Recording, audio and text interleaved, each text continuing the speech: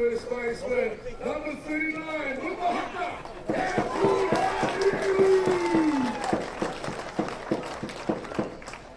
He's joined on the right field, 31, Hongo Apia. His name player heading in the X-Line for your home team, number 29, Colquhoun Stockton. And the same third baseman, number 14, Gerbes. Well, ladies and gentlemen, Manawatū's homegrown talent, international superstar, 13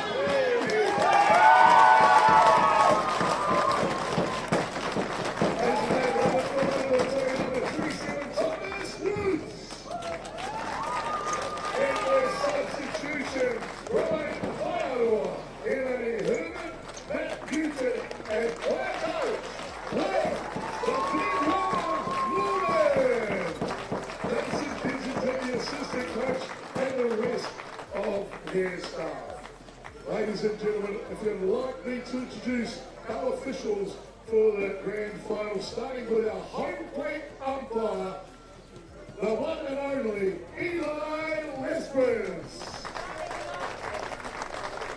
And at first base, Brody Donald.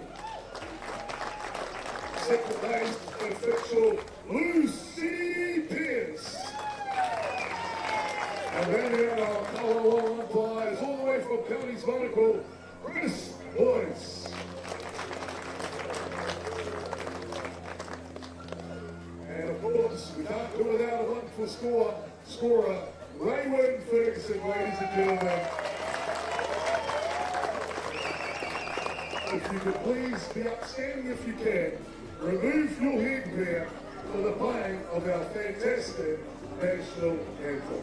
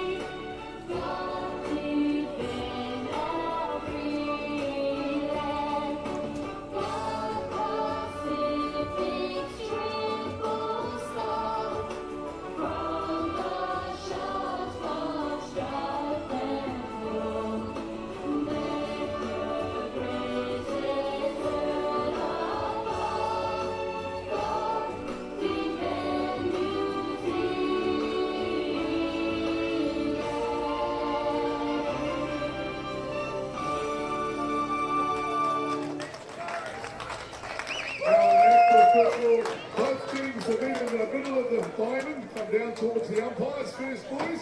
Line up and shake hands in an act of goodwill.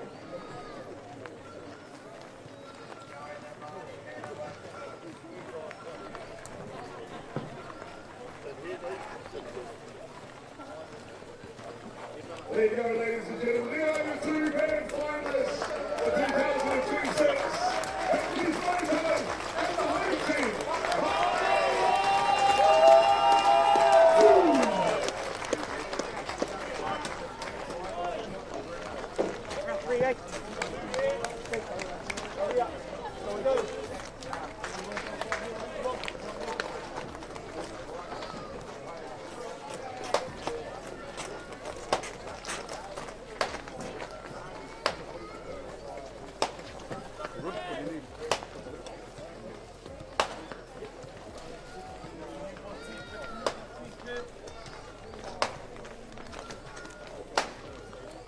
The diamond looks absolutely perfect out here. This beautiful day in the Manawatū. Both teams just been through the national anthems.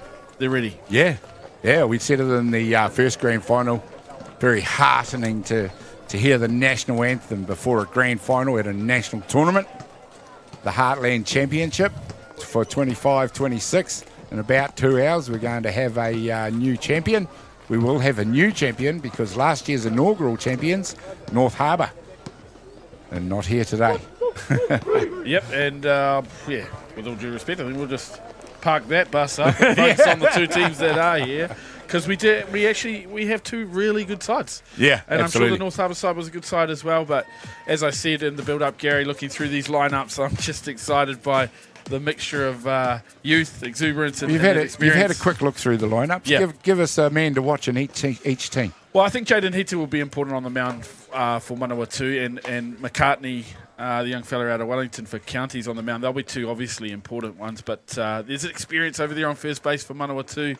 And I think from a hitting perspective in finals, the likes of Campbell Ngātimu, if he comes to the plate in a major moment, that is exactly who you'd want there. Yeah. Cheese, who behind the plate here for Manawatū, playing down for Hutt City. He has been hitting really, really well back home. So if he comes to the plate in a major moment, I dare say it might be best just to put him on. Well, let's not ignore the emergence of Counties Manukau, of course. They're just another one of these associations that's beginning to poke its head up into national prominence. One of a few now out of South Auckland, Franklin obviously being another one, and obviously Waikato as well. In that sort of South Auckland, Waikato province. And Counties, once again at a national tournament, featuring in a grand final. There you see the Counties Manukau lineup on screen there. Hunter Bailey, Dylan Dickey, Caleb Dufty, Matthew Hicks, Joseph Hill. Actually, we'll go through the hitting lineup, Gary? As opposed to just the... You can do it there. Yeah, sure. Leading off for Counties Manukau is Caleb Dufty. Hitting in the 2 spots, Joseph Hill. In the 3 spot, Gabriel Tahitahi. As we see that pitch fouled off by Dufty. In the 4 spot, hitting in the power spot for Counties is Cole McWilliams. In spot number 5 is Hunter Bailey. In Jamie Matiu, Makaida Kingi Hicks, the DP. In the 7 spot, Caleb Wade. In the 8, and rounding out the Counties lineup is Brooklyn Boogie Takawa. Oh, there we go, ladies and gentlemen, and we see there's a high hopper. It's landed in field, and this is Manukau. Counties Manukau getting themselves underway, and he's turned that into a double. Nice lead off there from Caleb Dufty. Counties Manukau are underway in this ball game. Fine start. Caleb Dufty, the leadoff, does exactly what he can do. Athleticism, if he puts the ball in play, bounces the ball over the third base, a little bit fortuitous, but good speed to turn that into a double, Gary. Absolutely. Joseph Hill, number 31 it is, who comes in to bat for Counties Manukau.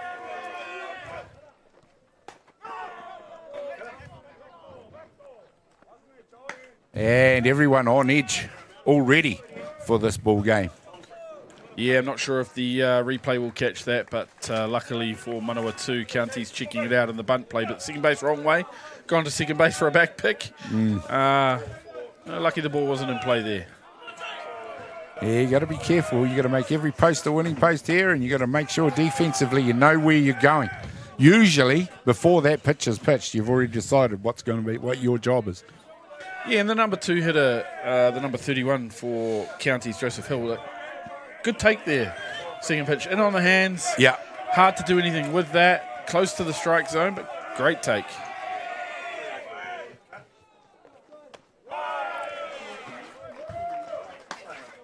It's a hard swing at that one for a strike.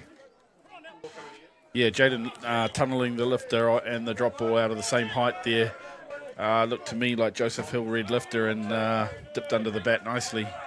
Jaden Hita, the pitcher out there for Manawatū. Still a young man, but he's vastly experienced for his age now. Yeah, he certainly is. He's played a lot of ball. He hasn't skipped any of the levels he's come through.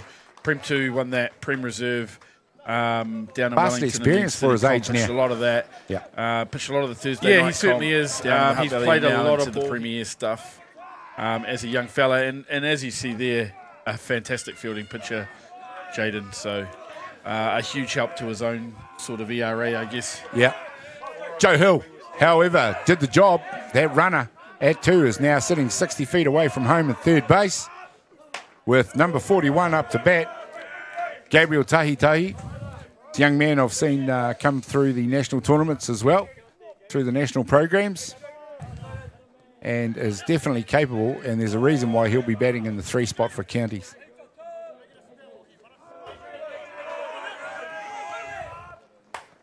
Yeah, like you, Gary, I've seen a bit of this kid at the age grade tournaments, and as we were saying with Jaden Heater, he doesn't seem to be skipping any of the levels there. Just making his way slowly through the age group stuff, turning some heads, doing it. But when you see a lineup like this, and he's hitting in the 3 spot, wow, Yeah. it says enough, really, doesn't it? That's what they say about him, you know. Yeah. Umpires coming together here, Gary. Little chat. Did we turn his mic on? I kidded him up. Don't tell me I did it wrong, Gaz. Oh, no, we should be hearing him. Has he managed to get out there with a non-game ball? A little check of the balls, something. I'm not happy with this, not happy with that. I'm not sure. Not sure, mate. They have changed the ball. Jaden's not precious. I caught to Jaden a bit on his way up through when I was at Hutt City as well, and he's not a precious pitcher. He's not someone who's going to be like, oh, I want this ball and I don't want that ball. He's a grab it, throw it, make it one pitch at a time kind of kid. Yep. Really Usually good kid. very unflappable. You know, he's cool. Got that temperament that a pitcher needs out there.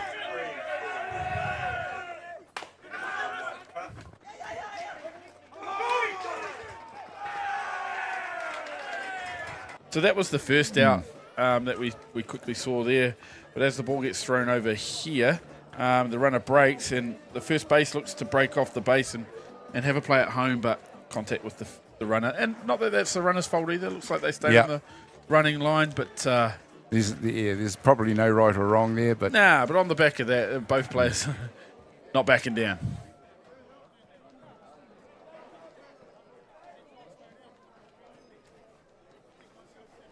Everyone's starting to smile. That's what we want to see. Yeah, I think the umpire's now just trying to determine, was anyone overzealous? Was anyone worse than anyone else? Yeah. Do we need to... There were a couple of run-ins there that were unnecessary. Obviously, you get that in the heated situation. Well, allegedly, Gary, because the cameras never caught any of that, right? No, we don't want it on TV. But hey, the chat's going on. There's 2 down. Let's not forget that. Top of the first innings. And already you can see what's on the line for these players. They are definitely all on edge for a grand final. Yes. All up for it. And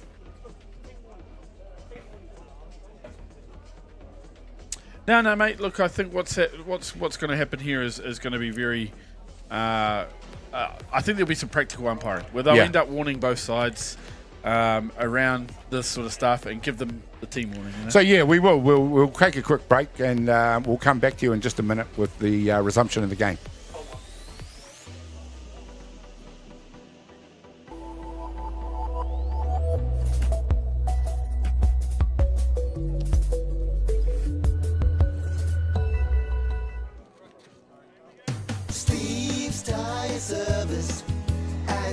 Being a Manawatū local, supporting our community is at the heart of everything we do. From the Aoranui Hospice, Just Silch and Replay connecting second-hand sports gear, we make giving back our mission. Thank you for all the great feedback with over 1,500 5-star reviews. It's a great reward for our team that their hard work is acknowledged by our customers. And now with the addition of Order Care, we're a one-stop shop. The team are proud to have grown alongside the community, and with your continued support, we look forward to the journey ahead.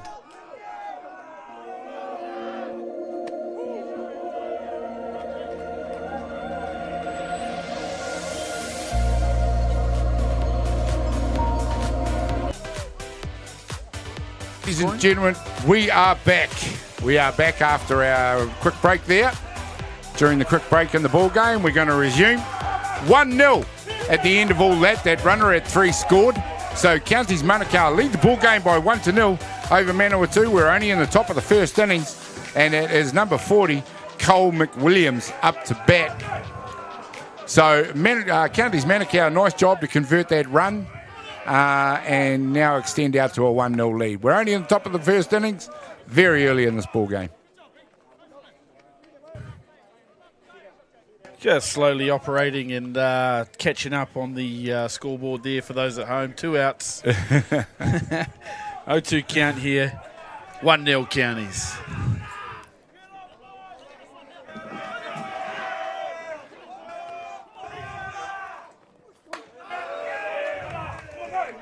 O2 pitched that one over the top. 1 ball, 2 strikes on the batter.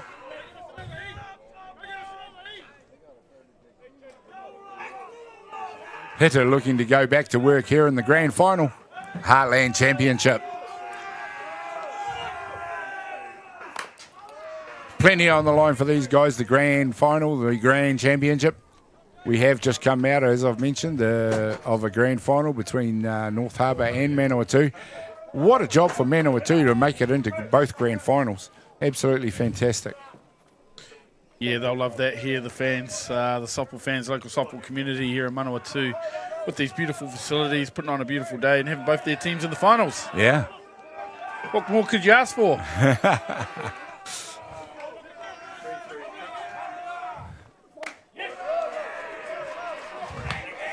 I judged high over the dish, I'm assuming there, Gary? Yep. Well, It's Cole McWilliams. He's a tall lad, so that had to be up in the zone to be a ball because, yeah, like I say, he's quite tall. Yeah, and I think the umpire Lesperance's just laying out the stall early around what is and what isn't today. Yeah, absolutely. Which is fine. That is the other thing, of course. You've seen the graphic on screen. The home plate umpire, of the other team out there in blue, Eli Lesperance. Out at first base, Brody Donald. Lucy Pearce at second. Chris Boyce is at third. And our Softball New Zealand scorer, Raywin Ferguson. There we go. There's the team of officials out there doing the job and already been called upon to make a couple of tough calls. Got a little bit of variation coming in here through the battery for Manawatū. Some drop balls on the end, some drop balls away. Yeah. Some loader eyes. A little bit of everything early on here from Jaden Hitter. He's finding... Jaden's got a decent bit of power, but he's not really going to overpower a batting lineup. So, yeah, he does rely on, getting just around the, hitting good spots. And he does that in general very well. Yeah, Jaden's set out his stall early that he's one who doesn't invite pressure on himself. He's not going to walk too many hitters. He's not going to lose the zone all of a sudden. Yeah. He's in and around there. Pitches the soft contact really well. If you play good defense behind Jaden, he can take you deep into games. Yep, we've seen that with him at all representative levels, right up to New Zealand. Oh, the hard hit! It's gone out towards the centre field fence, and it is taken out there in left field. It is for the catch, and finally the third out. 1-0 it is here after the top of the first innings. Counties Manukau leading. Manawatū up to bat in just a minute. We'll see what happens when we come back.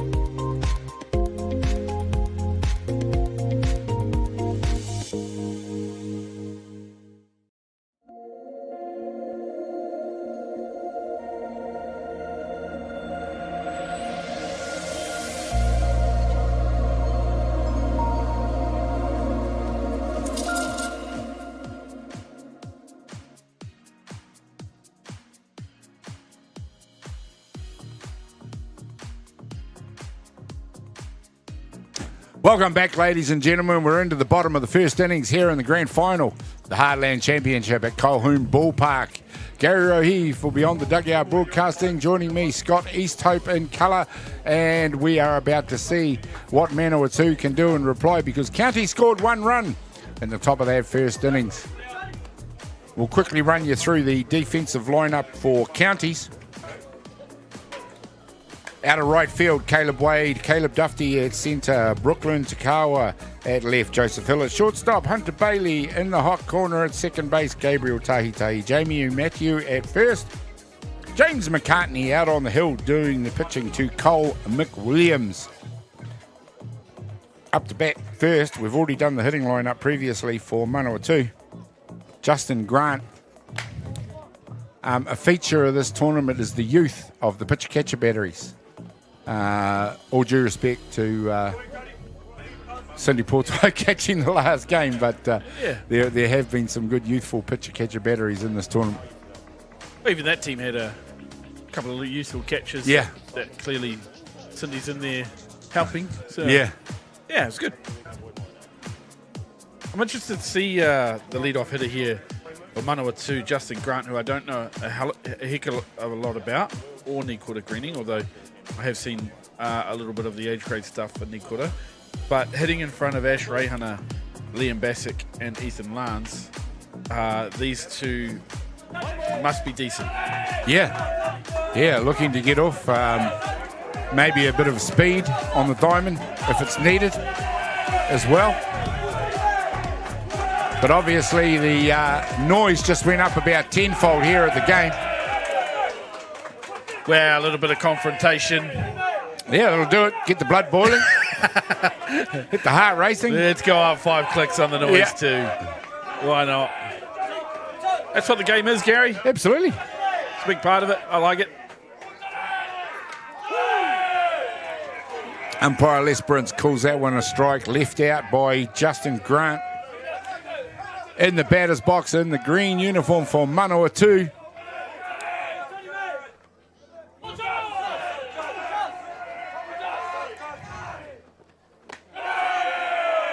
Beautiful clear pitches here brought to you by Beyond the Dugout Broadcasting. Really does highlight what an amazing day we've got going on here for you today. Yeah, things have come a long way, haven't they, Gary? Sure have. What we can do now, what we can show you. This one, a pop fly into the outfield. There's runners converging on it. It's the centre fielder out there who's going to take it for Counties Manukau, Caleb Dufty. Nice take. Caleb Dufty's an accomplished baller. A little bit of baseball in him. Yeah. A little bit of softball, obviously, and moves well, hits well, throws well. Good up and coming baller. It still amazes me in New Zealand softball now, the experience of some of these kids that are still teenagers. Most of them will have played, a lot of them will have played up to national squads. Yeah. They probably, a lot of them already have NFC experience. It does. They're experienced softballers before they even hit 20.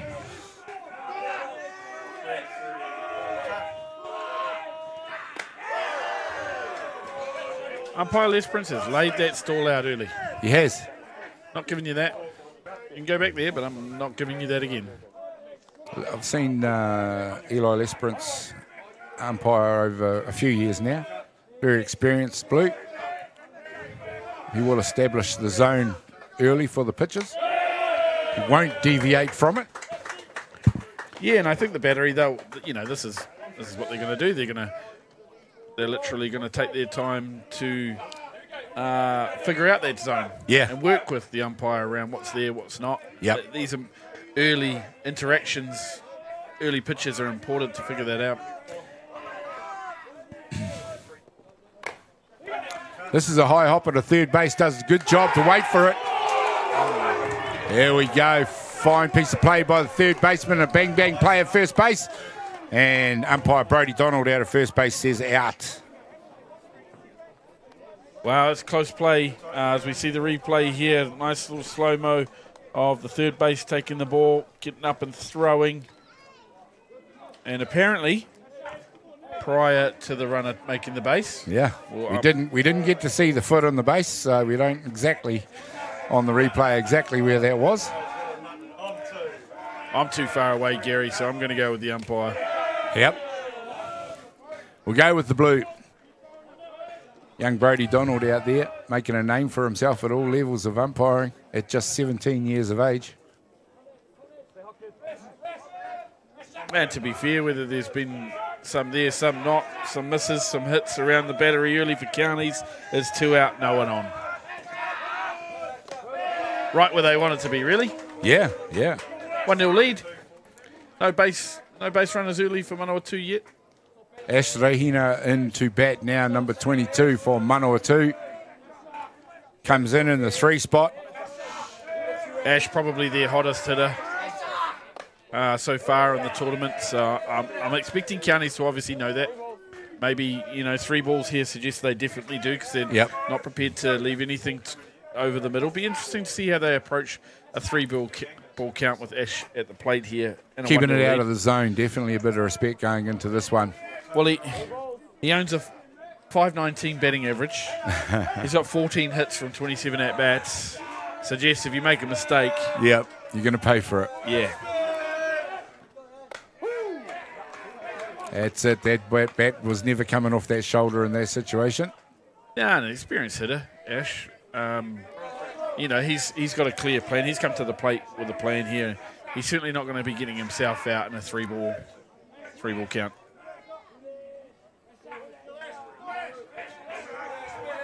Looking to go deep into this count.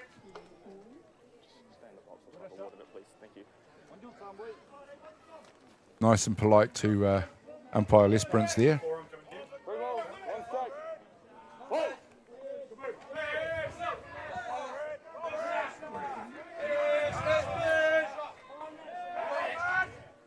Rehina gives it another go this time and does a great job. Picks the walk for Manawatū.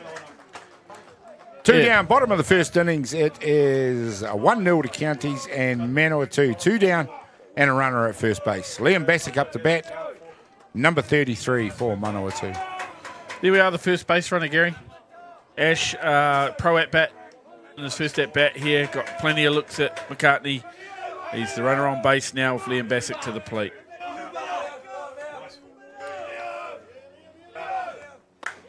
Liam Bassick, Gary's played a bit of ball down in the Wellington area. He's obviously from Manawatū and definitely a staunch Manawatū kid, but has played some top-level ball down the Hutt Valley Wellington area and certainly can hold the stick. Comes in the 4 spot, so again, there's usually a reason for that. Coaching-wise, be interesting to see whether they're going to test out the arm of Cole McWilliams early in the game or not. Possibly not when you've got your 4-spot hitter in the box. Yeah, potentially, depending on the count, Gary. Like you say, he gets behind. Is he the right guy to potentially lead off the next innings and therefore we chance the arm? Yes, there's a lot of questions you can ask in this situation.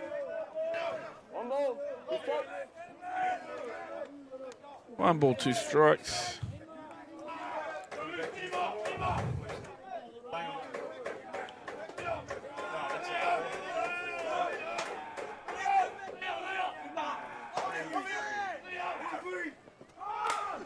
This time he's flied one out. It's going into shallow outfield. It finds the grass. And there we go. Runner makes it all the way around to 3. Ash Rehana shows a clean pair of heels and scorching around the 2 bases. Liam Bassick, he's out there at 2 from a fine piece of hitting. And Manawatū, all the pressure now on Counties Manukau. Ethan Lance up to bat now, the catcher for Manawatū. Ethan, effectively known as Cheese down in the Hutt City United. Cheese. He's Canadian fella out here, second season out here. Yeah. Made a little bit of a name for himself in season 1, but in season 2 has come back. I'll be honest with you, he's trimmed off a bit. Yeah. And he's certainly been hitting the ball really, really well early. So not the ideal spot for him to come up. Runners on 2 and 3 now. Yeah, there we go. You're right in the meat of the Manawatū batting. Good piece of hitting from Liam Bassick, though, Gary. Oh, yeah. Found the hole nicely there. Yeah, didn't try and overhit it. This one's hit hard. It's infield. It's going to score 1. Here comes the runner around from 3. It's going to score 2. And we just warned about having runners in those situations with that batter up to bat while he's just helped himself to 2 RBIs. Yeah, well, to be honest, kind of what I expected was for Ethan to go in, hunting something, got his pitch he was looking for on the inside part of the plate and pulled that down the line nicely there. But hate to come back to it in finals, Gary. That play before goes into centre field. There's no real play on the runner going to 3. No. But Liam Bassick makes it into 2 with no throw. With no throw. Now one hit costs you 2. You know what I mean? It's those little things. Campbell Nardi moved to the plate now. Doesn't get any easier. It's also another guy with his had a hot bat. He's very, very experienced as Campbell. All the way to the Black Sox at one stage in his career a few years ago. So he knows what's going on out there.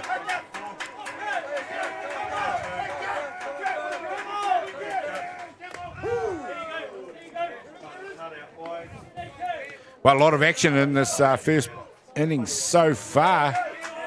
3-1 to Manawatū after it was Counties that got off and running with a single run in the first innings, and we are still in the first innings.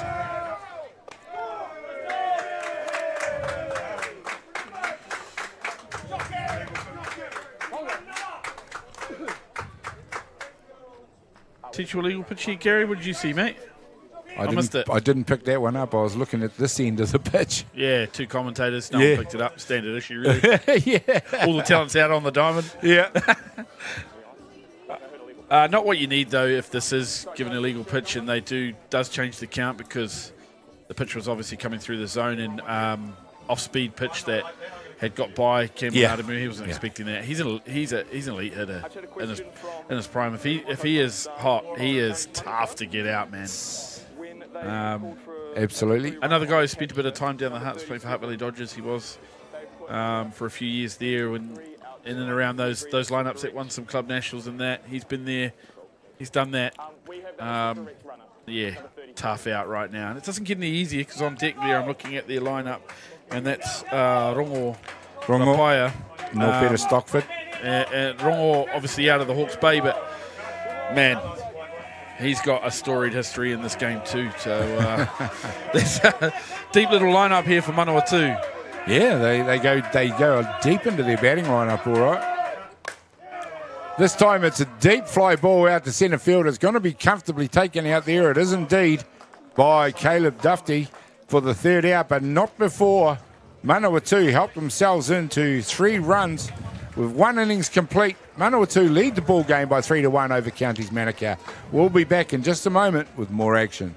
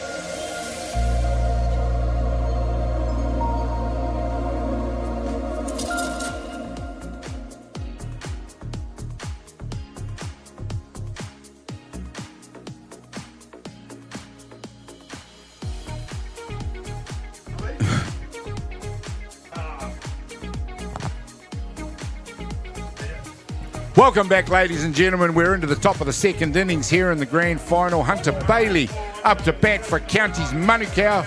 Colquhoun Ballpark it is. It is Counties Manukau trailing Manawatū by 3-1.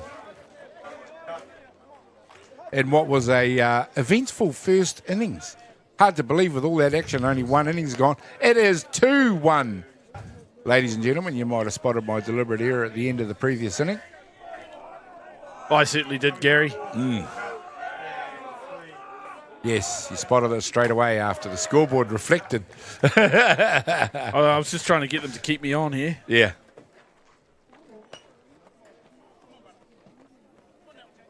Hunter Bailey for Counties Manukau. Counties Manukau in all levels of softball, age grades, etc. at national tournaments have become a very, very hard team to beat. Manawatū have fielded a very strong lineup in this one, as we just saw, as they helped themselves to 3 runs there in the bottom of the first innings. So with one complete, Counties Manukau looking to come back in this one. Hunter Bailey at the plate. Nice job by Jaden Hitter. A great sequence with the Manawatū battery there. Ethan is a catcher. He catches regularly. Yeah. Probably plays the field more so in the top level games, but this connection between him and Jaden, and that Hutt City connection, that could be pretty crucial to the way that they stay on the same page for this game and keep Manawatū in it. Yeah, it's not to be underestimated, is it? The communication and the way that the catcher manages his game for the pitcher. Yeah, it helps. I mean, it's obviously you come together, either provincial or the NFC level, whatever it might be. But when you come together, that can be part of it. How well do you actually come together? Yeah, that's right. Yeah. So if you know each other, you've had some experience together. I mean, you're a catcher. You know yourself. A good catcher can make a pitcher better. Yeah, that's the job. What do you need from me to make you look good, bud? Yeah. They pretend it's not about them for 7 innings. Yeah, that's the job. That is the job. You're right, Gary. Yeah, there's so much focus on a pitcher in a ball game. It's a team sport in a very individual position. Hard hit up the middle. This time it goes to centre field, and with 2 down, it's Mikaeda Kingi Hicks, number 67, who gets the job done. Nice shot up Kingi Hicks was 5th out of the tournament. Certainly saw that one well, didn't he? Yep. Touched that back up the middle nice and hard. Number 11, number 59 it is, my apologies, number 59. Who is up to bat for Counties Manukau. Caleb Wade. Yeah, Caleb Wade is somebody I would look down the list and say I haven't seen a lot of out of this lineup. And Brooklyn Takawa coming in behind him. I like the idea of having Brooklyn down there because he runs really well. Yeah. It'll be a nightmare if he's on base at the top of the order coming up. That one called a strike by Jaden Hitter, who just looks like he's was getting into his work with that strikeout. Followed up immediately by that hit up the middle by Jamie Matthew. Fine piece of batting by, Mikaeda Kingi Hicks. There we go, the steel's on this time. And there's bodies all over the place out there. Sun's out. Yeah, that's a strike. And Lucy Pearce very, very unlucky to be the victim of that slide into the base by the Manawatū fielder. Both of them. What on earth's been on there, Gary? What do you do in that situation? Where'd he go? Yeah. I mean, there was obviously runner in motion, as we see on the replay here. The fielder backing up the throw doesn't have time to check in where the umpire's standing and just absolutely collects. And she had her instincts right. She went to exactly where she needed to be to make the call, but she's done a great job just to bounce back after that. Just jump up, let's go. Yeah, well done, Lucy Pearce. And the upshot of it, of course, is the steal was successful. Kingi Hicks now DP in this ball game. showed a fine pair of heels to be safe at second base. That brings to bat number 59, who's still in there, Caleb Wade. Nah, Gary, you're doing him dirty. It's the DR out there. Oh, we've got the first legal pitch of the day for Manawatū. Lack of a pause from Jaden Heta. My understanding was that was a plate umpire-led call, but obviously with 4-point control, Gary, that leaves the third base umpire able to get a good look at that. Not good timing, though. Oh, there's a nice hit. It's going to score the runner. And how important was that illegal pitch call? Counties Manukau get that runner onto third. Converted. It's an absolute disaster for Manawatū. I'll just be honest, Gary. I mean, 3 balls, 2 strike count. It should have been 2-2. Well, it should have been. It was a illegal pitch. It was what it was. But yeah, could have been 2-2. Runner on 2. Instead, we're at 3 balls, 2 strikes. Runner on 3. Ground ball. Tough to take with someone moving that quickly. And nice effort by the second baseman. He had to go full length to stop that ball from going further. Yeah, it was a good effort. Brooklyn Takawa up to bat now. Immediately shapes to bunt. As you alluded to there, Scotty, he must have a good pair of wheels on him.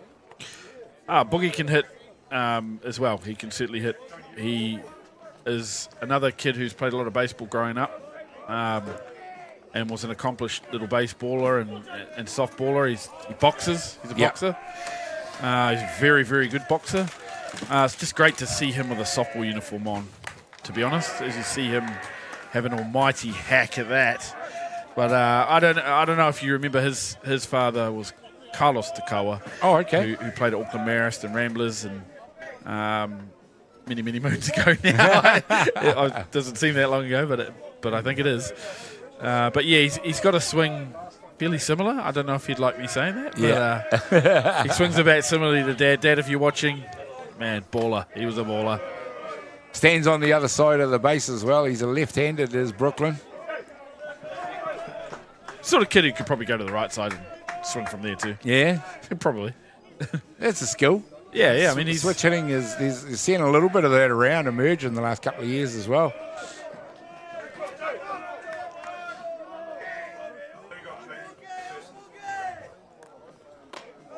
These two will know each other well. It's a great take from Brooklyn Takawa, obviously just off the dish. Umpire Lesperance agrees. Yeah. At 2-2. But yeah, I think these two will know each other. He'll know Jaden Hitter well. They've come up through the age grades. Brooklyn's played for Hart Valley, so has Jaden. So they've been in the same team. There's a nice job by Jaden. Strikes out Takawa for the third out, but not before Counties Manukau can come back with a run. They trail in the ball game now they even the ball game up 2-2. It is, and we'll be back with more action in just a minute.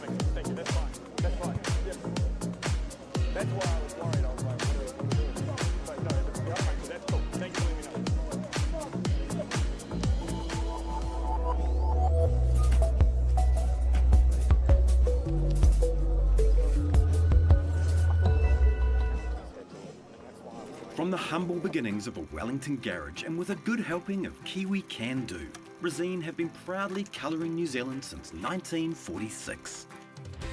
Environmentally approved quality paints, colours and expert advice, all available at your local Resine colour shop. Our friendly team are here to help you get the best results for your project. With creative colours and innovative paint all made right here in New Zealand.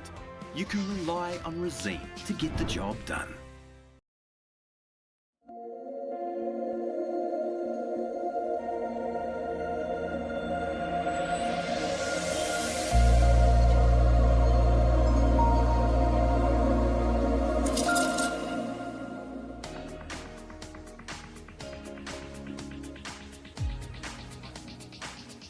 Welcome back, ladies and gentlemen. We are into the bottom of the second innings now here at the grand final. Colquhoun Ballpark in Palmerston North. The grand final it is of the Heartland Championship for 25-26. Manukau, Counties Manukau and Manawatū it is. And it is all locked up at 2 runs apiece.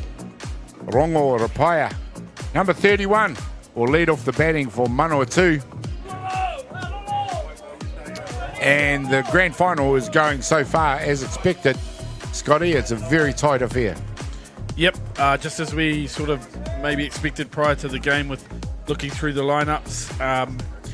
I'm really excited by the Manawatū lineup and how deep it goes. I mean, I think Rongo Rapaya coming in now, it's a perfect guy who could easily lead off innings. He could easily be your lead-off hitter.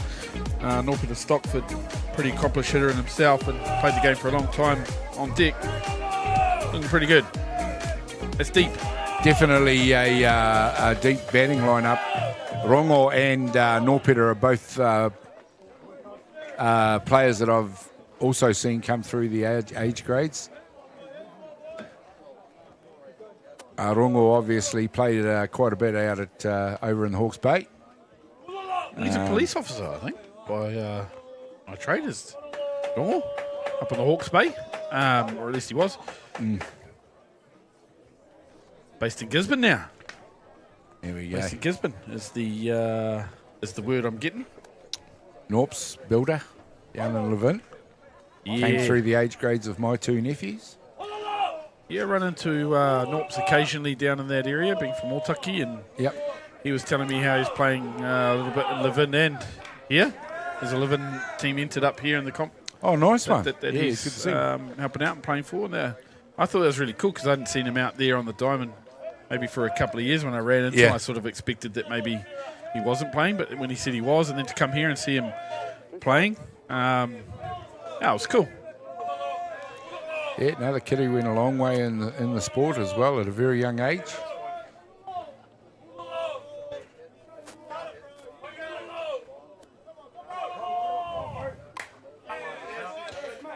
Just provides such a good opportunity, Gary, for the players coming in from the local competition this weekend with these Manawatū boys that are here, like Rongo. And I'm sure on a more regular basis, Campbell, Ngātimu, the opportunity that they've got to be in and around them and pick up what they can from these guys who've been around plenty of top-level softball, Yeah, absolutely. It's a good one for the area.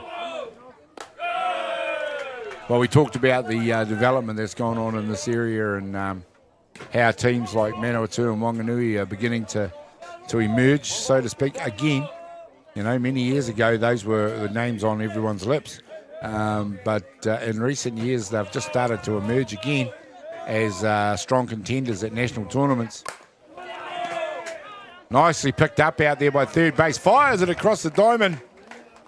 And Rongo Rapaya heads back to the dugout as the first out here in the second innings. Bottom of the second innings and in, he'll be replaced by number 29, Norpeter Stockford.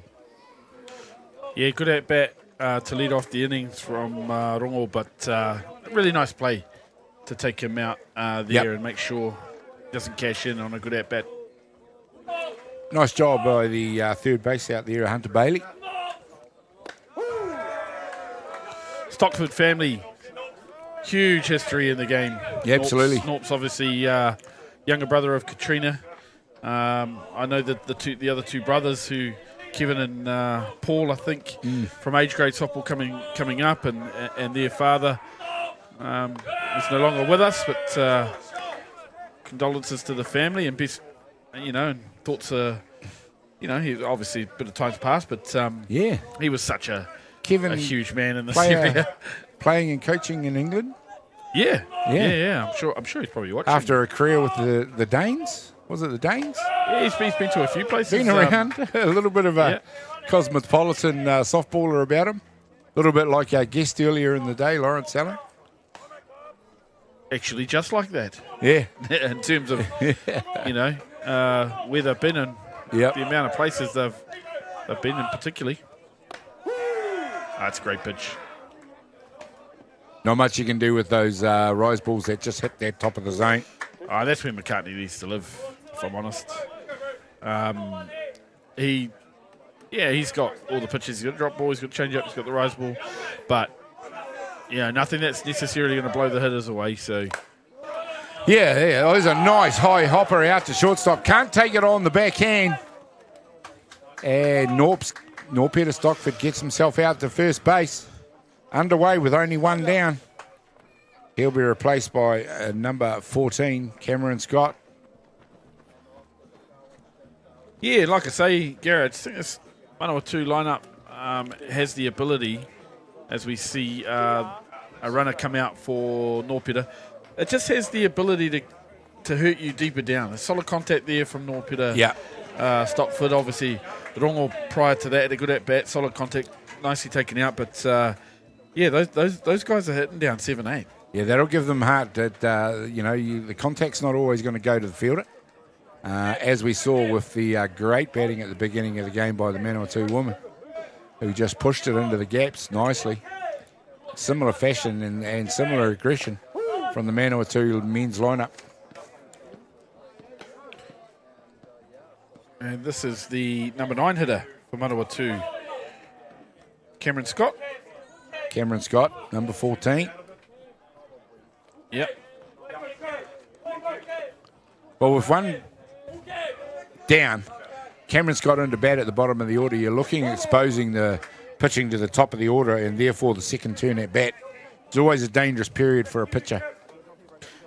Yeah, it certainly is, Gary. You're right. And I think with the number 9 hitter coming, even with one out, if you lead off hitters on deck, it could be a bit of short stuff here just to get that runner across and make sure that the lead off comes up, singles up, hopefully gets us on the board again.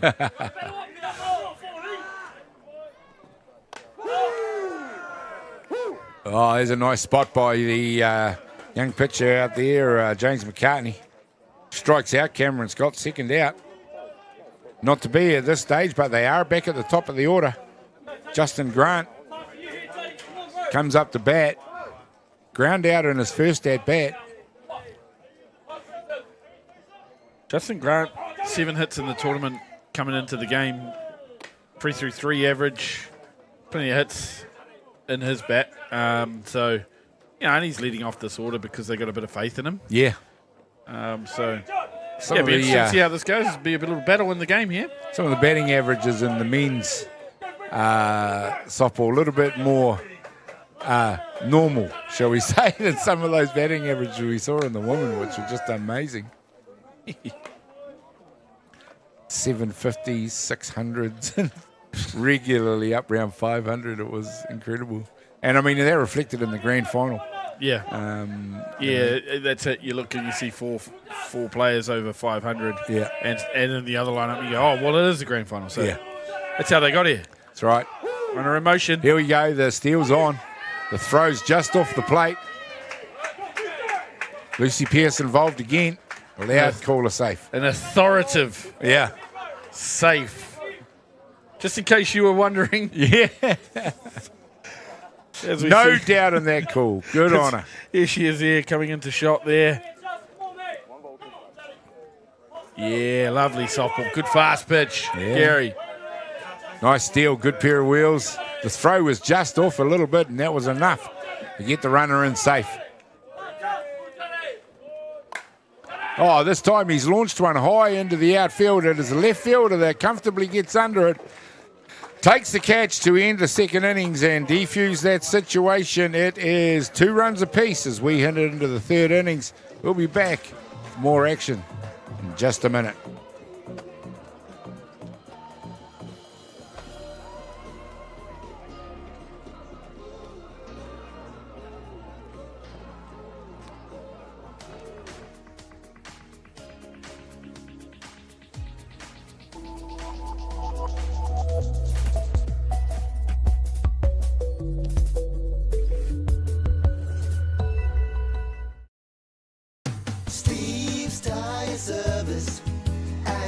Being a Manawatū local, supporting our community is at the heart of everything we do. From the Aotearoa Hospice, Just Silch and Replay connecting second-hand sports gear, we make giving back our mission. Thank you for all the great feedback with over 1,500 5-star reviews. It's a great reward for our team that their hard work is acknowledged by our customers. And now with the addition of Order Care, we're a one-stop shop. The team are proud to have grown alongside the community, and with your continued support, we look forward to the journey ahead.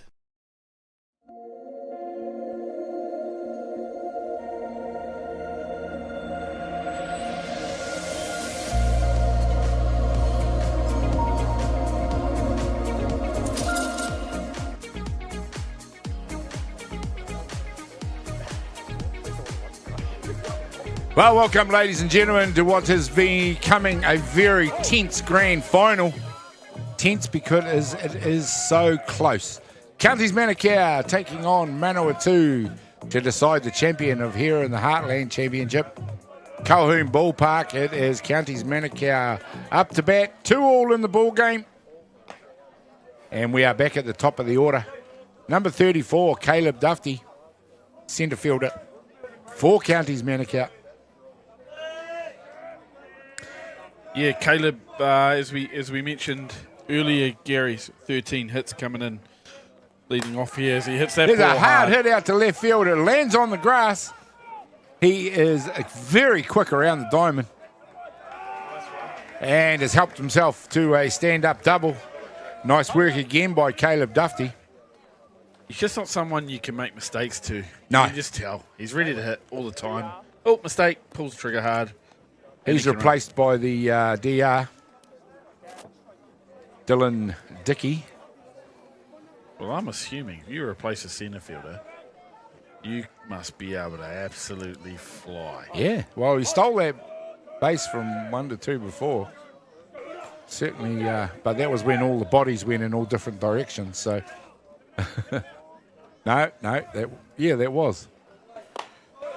Joseph Hill, this at the plate here for Counties. Gary, he comes in with 9 hits and a 409 batting average from 22. That is bats. outstanding. That is outstanding. So another fellow who's been swinging the bat well through the weekend, and Manawatū, here he is. You get into a tense situation like this. There's a nice hit to first. Ngarimu manages to do it and does a fine job in recovery to take the out. What a nice job by Campbell Ngarimu. Well, I'm sure they'll pan to a replay at some stage as Campbell Ngarimu comes, and here it is.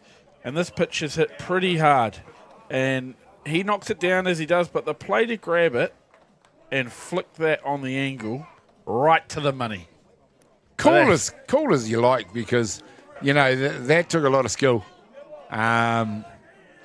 You know, it's one of those things that when you recover like that, you can panic and get it absolutely wrong, and all of a sudden the ball's by the first base fence. Beautifully done. Yeah, look, I know Campbell, and he'll be disappointed that he didn't just glove that and take the out. But I mean, that was quite a hard hit ball. Comes off the glove. Yeah. You know, for most other people, that's you're not recovering from there. It's a great play. Well done there for Campbell. Joseph Hill went to the dugout. He was only the first out. The runner, however, is all the way across the 3. As we see Gabriel Tahi up to bat. Tahi, one of the team's leaders with 12 hits across the tournament so far, coming in here. So they've got a group there in double digits, and Hunter Bailey with 10 hits coming in. Gabriel Tahi at 12, and then Cole McWilliams and Dufty at 13 hits. Well, there you go. This is the thick of that order, and you do not want to make an error. You've got a runner at 3. There's only one down. Based on those stats, you're going to almost have to back them to convert that runner across the plate. Manawatū are going to have to be on their game to prevent it.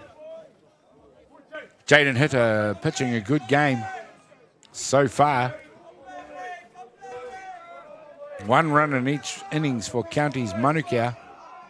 Looking to break the deadlock right here.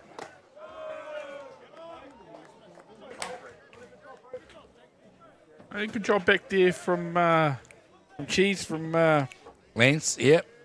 Old Ethan. Just holding on to one that was clearly wrong side. Turn the glove over nicely. Good tidy piece of work. It's kind of the skill that almost goes unnoticed when a pitcher misses their spot. There's a nice hit. It's a high hopper over third base. It's going to score the run. And this time it's Tahi who gets the job done. Converts that runner, breaks that deadlock. 3 runs to 2 it is now to Counties Manukau. Yeah, good piece of hitting on the replay here. He pulls that ball. And with the surface being the way that it is, middle of summer, it's nice and hard. Bouncing over top there, and no play on that. Yeah, hammer it hard into the turf at the moment. It is only going to do one thing, and it's going to hop into the outfield. This one's gone high. It's going to come down out of the blue sky. It's going to be one of those ones that is made to look good by the shortstop. What a great catch out there by Justin Grant for 2 down. Tahi stays at first base. Yeah, nice piece of outfielding out there. I think Manawatū doing the little things, like I say, in the field to keep things close. Scary when they don't need to be trying to get extra outs. Jaden doesn't need to be out there trying to get 5 outs in an innings. So you got to make the plays. This is the sort of pitcher he is. He can take you deep into games with soft contact. And they got easy to lose perspective on where that ball is, and when those high up and unders come out of that blue sky. Yeah, 100%. Especially looking into anything with his anywhere near the sun. Yeah. On a day like today, there's a lot of glare off the diamond as well. So without some eye black, without some sunglasses or whatnot, a couple of conditions that maybe the people at home won't realise can be quite difficult. Yeah. Yeah, these lime diamonds are very, very bright in the sunlight, ladies and gentlemen. These guys are getting sunburned from 2 directions. It's coming back up at them as well as down on them. Very bright.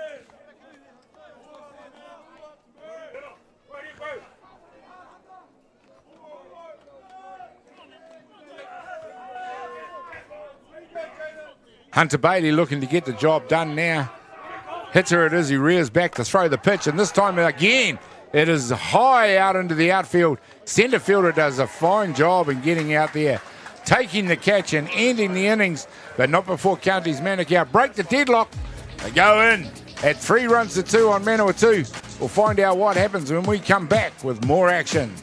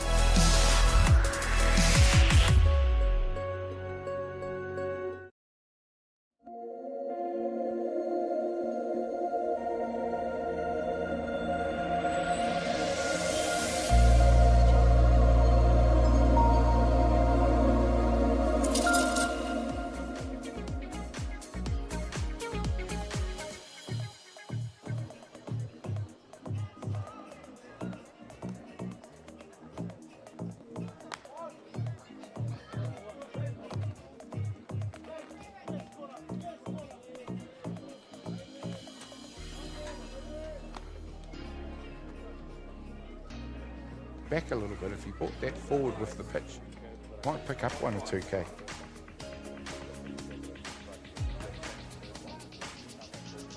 Welcome back, ladies and gentlemen. There we go. We were just talking about the style of the pitches there just as we came back on.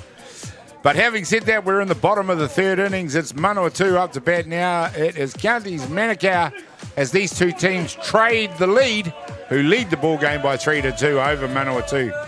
The number 9 hitter, Nikora Greening, up to bat now. And we just mentioned in the, while we were off air there, that Greening, Rehana, Bassick and Lambs, and then Ngarimu. That is a tough ask for a young pitcher out there in a grand final. Yep. I think this is an important time for him as he goes behind 2 balls. I think if he can get through this little period, Gary, they might stick with him. Yep. If he struggles through here and the second time through, there could be a pitching change. Yeah, it's an interesting decision to make. I mean, he is not in trouble yet, as we see that one hit hard down the third base line for a foul. 2 balls, 1 strike on the batter. I'm just sort of wondering, how old is this kid? He doesn't look very old. Oh, to a guy my age, mate, they all look like they're about 10 years old. But yes, we do have, as in the women's game here, we do have a great mixture of youth and experience. Anybody out there watching who knows, give us a little comment if you know how old Nikora Greening is. I'll do some research in the background here. He's taking a pro at bat for whatever age he is right Yep. now. And a 3-1 count, I think. Yes. Perfect lead off. Into his count, into a batter's count. 3 balls, 1 strike. We just mentioned it, a very important period here now in the bottom of the 3rd innings for James McCartney, the pitcher for Counties Manukau out there. Ash Leihana lurking on deck for Manawatū, Gary. They don't need Nikora Greening on with Leihana lurking on deck. Yeah, that's right, yeah. Hence the important time for young McCartney. Yeah, yep. Well, it's such a strong lineup, but I mean, if this lineup is at its most strongest, it's from the batters after Greening down. And he's done a fine job to get them going. And I find that a strange decision, Gary. I don't know whether they thought Nikora Greening was going to potentially be a little over-aggressive there, but he'd shown good patience, and to go with the rise ball 3-2. Yeah, possibly not the best call, especially when your pitcher is struggling to hit that rise ball. I think he got maybe 1 or 2 100% correct in the ball game so far. It's early days here, Gary, but he's looking a little wayward to start this innings. Yeah. And the meter's up. You know, they've got one on through a walk. Yeah. Don't really need encouraging this lineup any further. Both teams are contacting the ball, and that's an important thing to realise that. You know, it's a lot of the times it's the field that's backing up these young men on the mound. Jaden Hitch's had 2 strikeouts, but having said that, Counties Manukau are contacting the ball as well. A little bit of action down there in the pen for Counties. 67 is up and turning over for them, which Kingy Hicks is Makaida Kingy Hicks, the DP. He's faced 35 batters in this tournament with a 3.65 ERA, so hey, makes sense, doesn't it? Yeah, definitely. Having said that, I mean, if all of these pitchers pitch to their ERAs, it would still be a very tight game. Yeah. Both look to have a couple of pitchers at least who have had decent tournaments so far coming in. Yeah. This time it's just a straightforward hit out to second base, comfortably taken. It's Greening who doesn't overcook the leadoff and manages to get back on base. Actually, a really good piece of running by Nikora Greening there. A ball hit like that, you jump off the base. It's natural instinct to want to go and advance bases, but you just have to be so careful with line drives like that, and you just get caught, nowhere to go, 2 out. Liam Bassick, number 33, coming up to bat as we see a conference out there from the Counties Manukau coach.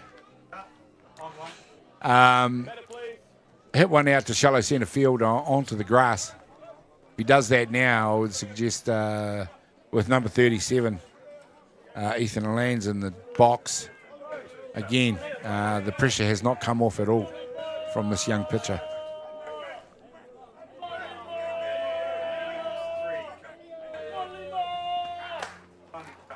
Skied the first pitch out into the diamond. Well taken out there at shortstop. And there we go. Possibly a waste of bat this time. For the second out. And here he is with 2 outs. Interesting.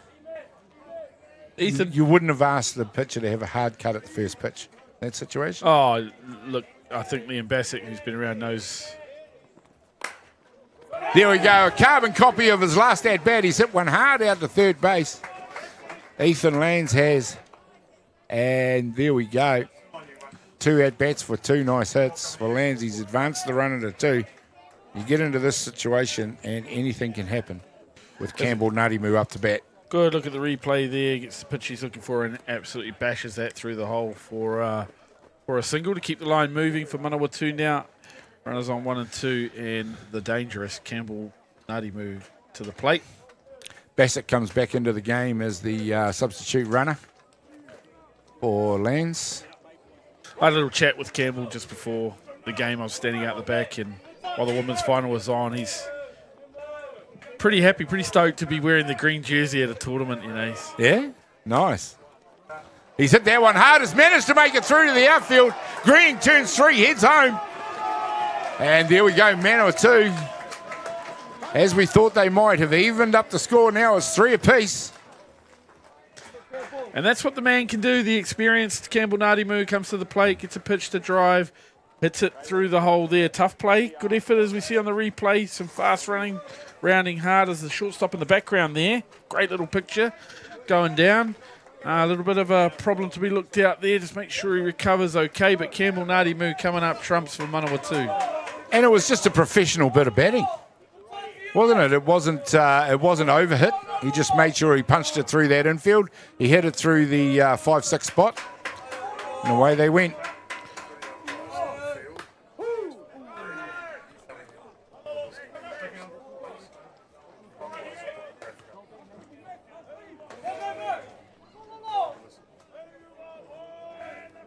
Roger that. We're about to go through a umpire change mid-game. An umpire change mid-game. Yeah. We've just been informed that all 3 of the base umpires are going to have to depart. We are running, ladies and gentlemen, about 2 hours. Oh, there we go. That ball's just hopped over first base. It stayed inside the line, and it's Manawatū are going to help themselves there. Rongo Rapaya scores the runner. To another run. Brings in Liam Bassick, who was out there running for Cheese. And just like that, it is Manawatū have leapfrogged Counties Manukau and now lead this ball game by 4-3. Yeah, an important time now. I mean, an experienced hitter to the plate again. We talked about how deep this Manawatū lineup goes, but they just can't afford for another hit here because 4-3 tight ball game, obviously. One hit, runners on 2 and 3, and that becomes 6-3. Peter Stockford, who punched one through the outfield in his last at-bat as well. That's prompted the conference on the mound. Just in injecting that break and play as Manawatū were looking to get a roll on.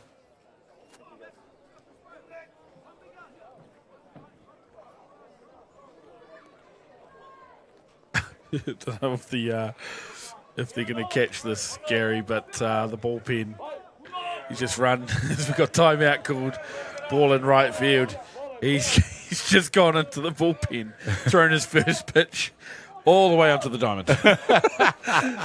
And stop the game. If you're going to get rid of the loosener, you've got to do it in the bullpen, don't you? Oh, yeah. You don't want to wait and use it out on the diamond. Yeah, that can't come. Sorry, bud, you're not coming. Here's the battle. A huge part of the game, Gary. Peter Stockford to the plate. Runners on 2 and 3. McCartney. This one goes to the back. Near the runner coming in. The flick has been made and the runner scores. Ladies and gentlemen, just like that, Manawatū extend the lead. 5 runs to 3 now over Counties Manukau. And Eli Lesperant's probably just coming out to remind these guys that you've already had your conference for the innings. Oh, that's a nice way to put it, Gary. I mean, as we see the replay there of Manawatū celebrating another run coming across, he's gone out there and he's pretty much said, hurry up. Yeah. Hurry up. Yep. I know the feeling.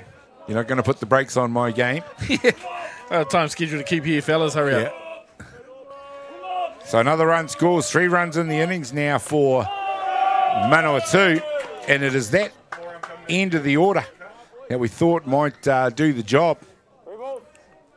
Yeah, look, you're exactly right, Gary. When you handed me the piece of paper before the game and I read it out to myself, I thought, there's some names in this lineup low down that could have some crucial at-bats to play. You know, we talked about Campbell Ngātimu coming to the plate, but Rongo Rapaya, Peter Stockford. It just goes on. It just goes on. And Peter, even when he was a young age grade player, was always a patient batter. He always had the ability to wait just wait for the pitch that he liked. Quintessential catcher, Gary. Yeah. Grew up He knows catching. what he's looking at. He Grew up does. catching Yeah, a lot. did a lot of catching. Strangely, he played a little bit for Canterbury through the age grades. Yes. Obviously, where he was living at the time, but an accomplished catcher coming through the grades. He was nice, tidy wee catcher, and a good thinker of the game. So he understands what they're trying to do. He's got them started again on this one with the runner on 3. Norpeter Stockford at first base. His runners in the corners now, and it is number 14, Cameron Scott, up to bat. And that's going to see the change you were talking about, Scott, as we going to see Mikaela Kingi Hicks come out to the pitcher's mount. Yeah, look, just like we thought, mate, it was a crucial period, crucial time for counties and young McCartney out of the PK club in Wellington. You'd either get through that period and keep them in the game to where they wanted to be. Yep. Or there'd be a struggle period coming through that that tough part of the order, and they probably couldn't leave it any longer. And these are the decisions you have to make at the finals times, isn't it? Do we go to this? Do we go to that? When? And when do we do it? When's too late? Well, this is right. It's 5-3 in the ball game now.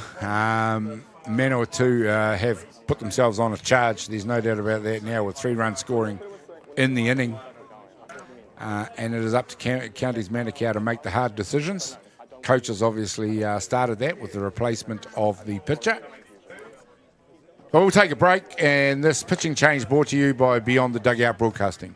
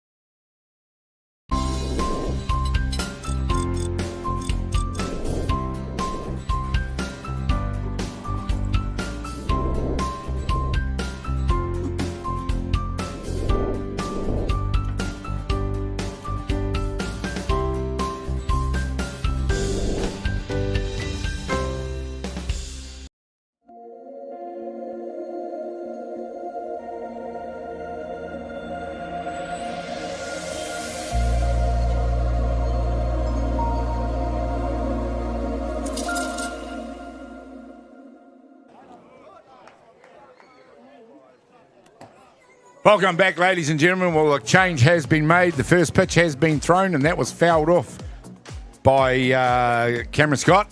Kingi Hicks is out there looking to do the job. It's 2 down.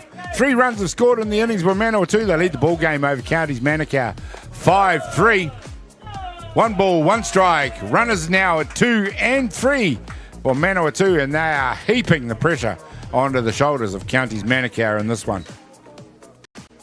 I'd like to see that personally. I mean, again, Gary, I think that might be some of the small differences between here and the NSC level is no throw over to 2. I know what that Manawatū are thinking there as we see another ball fouled back by Cam Scott. But no throw over there. I don't know. It doesn't send the right message in terms of the delayed steal look to me. Yeah, you got to look at it in terms of, at a different level, you might see it. You're not getting a free base. Yeah, we don't give away free bases. There needs to and be there's that play. kind of hard-headed softball that maybe needs to be looked at.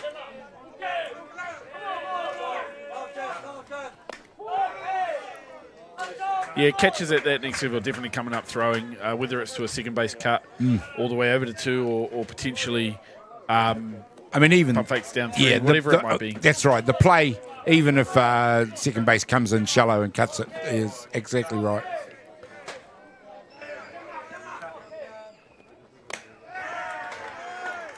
There's a great job to come out and take over by Kingi Hicks, who strikes out Greening for Scott, for the third out here in the third innings. 3 innings complete. It is Manawatū leading the ball game by 5-3 over Counties Manukau. We'll be back in just a minute with more action.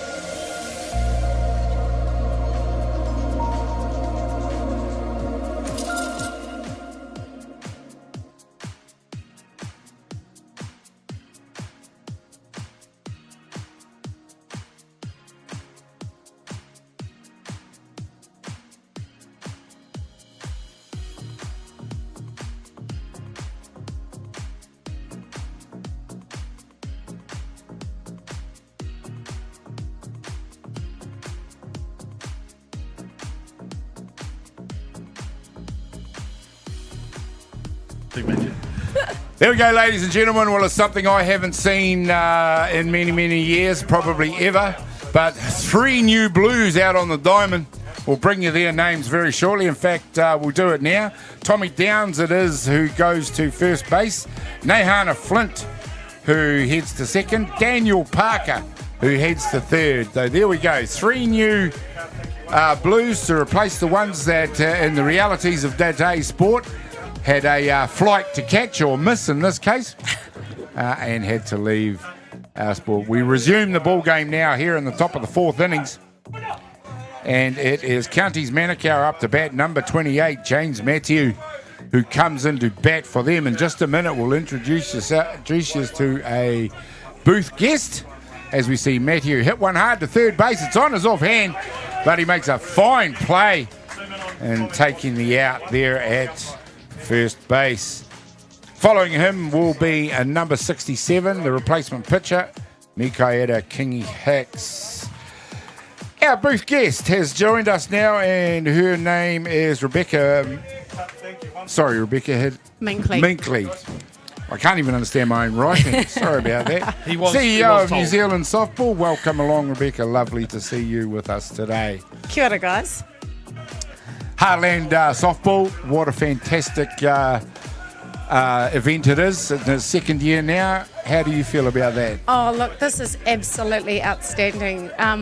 Having both the men and the women at the same tournament is just outrageous. It's great. We've got the youngies, sort of those under 19s, under 17s rising up through the ranks.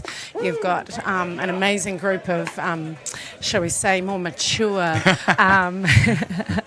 players playing around them. And so what you're seeing is just an outstanding game of softball. You know, the skill, the batting, the pitching. It's wonderful. And you know, some of these will rise up through to the NPC, NFC, I should say, and you know, this is the view of softball. We absolutely need this Heartland tournament.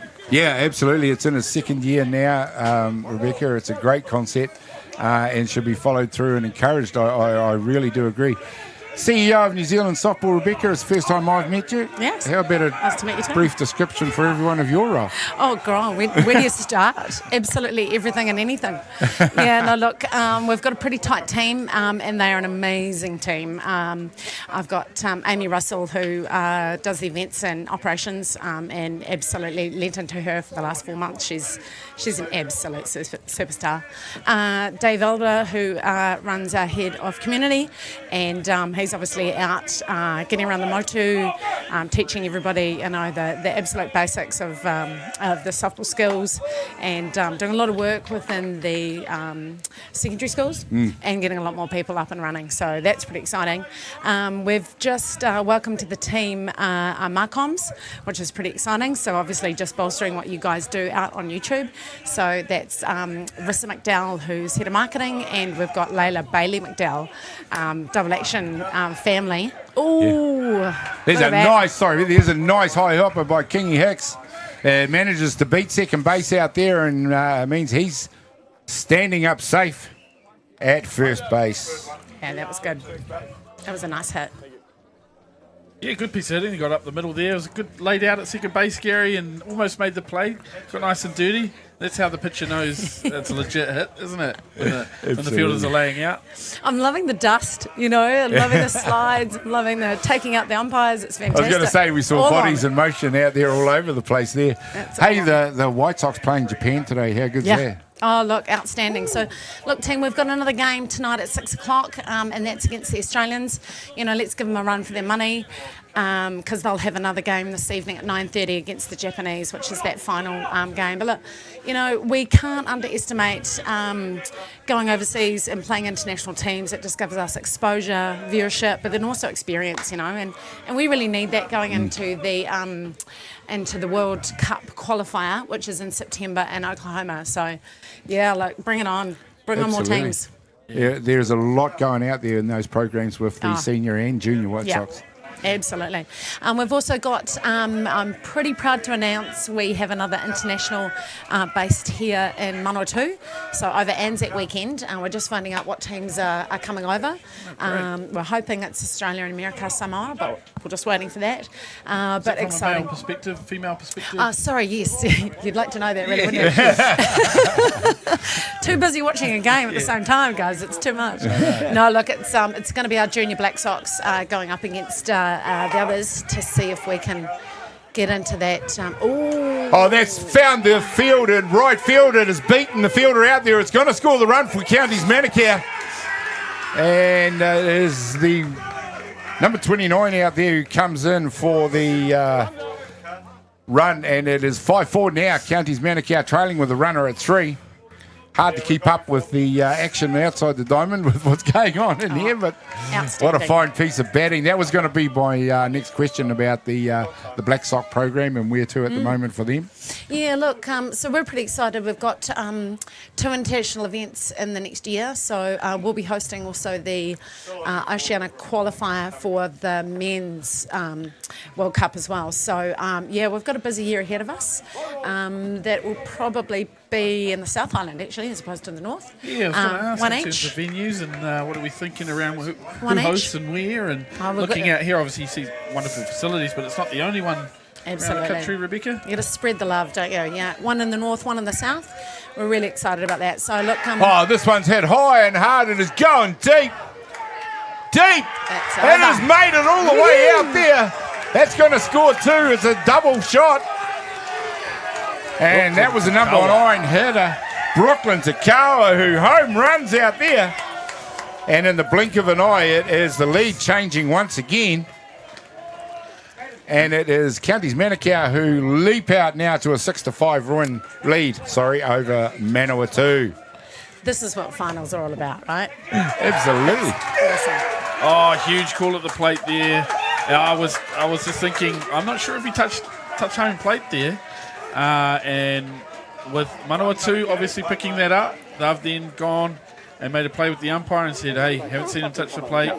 Umpires agreed. We don't use it. The umpires are mic'd up. How closely they want us in on this combo, There's Gary. been a bit of desperation in that he asked to come in here and have a look. Right. Is that right? Yeah, we won't be allowing that. The better runner did not touch home plate. Specifically the better runner. So the run that scored before him is a scoring run? Yes, so the runner on base Ray win. touched all bases. 2 or 3 now. Amazingly, in the moment, Brooklyn Takawa Is that 2 huge down? hit clearing the fence, but Cool, awesome. did not touch home plate. Pardon? So, ladies and gentlemen, the situation ends up being 1 run does score to level the scores at 5 apiece. Better, please. 2 down. The non-touch at home plate by the home run hitter means that he becomes the second out. And we head to the top of the order with Caleb Dufty up to bat. We'll call that a bit of a lucky break. Woo! What did the slow motion show there, Scotty? It shows him potentially, I mean, it's a close play. I don't want to say yay or nay, but he jumps very close to over the plate. Oh, nice. At a guess? Yep. Well, Tommy Downs was right there. Well, that's that's it. That's what the replays does show, is that the umpires were right there. So who be it for us to stand further away and have more of a view, apparently. Well, Rebecca, what do I'm we sorry, know? but we will leave it there with yourself. And thanks very much for coming into the booth and letting us know who you are and sharing your insights with everyone out there. Yeah. So I appreciate it so much. Thanks so much for your time, and thanks for what you guys do for our game. Oh, thank you, Rebecca. Lovely Cheers. to No see you. problem whatsoever. Well, there we go, ladies and gentlemen. Rebecca Minkley, CEO of New Zealand Softball. Lovely to hear from her and what everything is happening with our other international teams around the diamonds. But right now, this grand final just keeps being very tense, very close, and very tight. Scotty, what about that? Oh, mate, I home thought we'd run seen it all in spoiled. this game, and then we saw a huge home run from Brooklyn Takawa in the moment, and then, obviously... It is a one big chalked thing, off. though. You know, it's the only thing when you hit home runs, ladies and gentlemen. For those of you who are not quite up with the rules, I know all yous who are involved in the softball are. You've got to touch the bases. It's the only thing you got to do when you've hit it over the fence. You got to complete the run. Having said that, Gary, when it comes to Brooklyn's defence a little, it's an exciting time when you hit a dinger like that in a major moment in a final. And, hey, got a little bit loose, didn't touch a base. All right, so it's down. But you know what I mean? It I do. can happen. And it was a fine piece of hitting. And they're going to have to be on their guard when he comes up next time because he's obviously right on the game. Yeah, that's what Brooklyn can do as well. He obviously, as we talked about earlier, he hits from the left side. He shaped a bunt in his first at bat and showed you there is some small ball there, some short game, but he's got a swing. Sure has. Launched a moonshot over the centre field fence, ladies and gentlemen, and then threw the run away by not touching home plate. We've had some controversy in this ball game. We've had some runs in this ball game. They all head to the dugout as Jaden Hitter gets another strikeout for the third out of the innings. 5 apiece in this ball game now, and it is all locked up as we head into the 5th innings. We'll be back in 1 minute with some more action.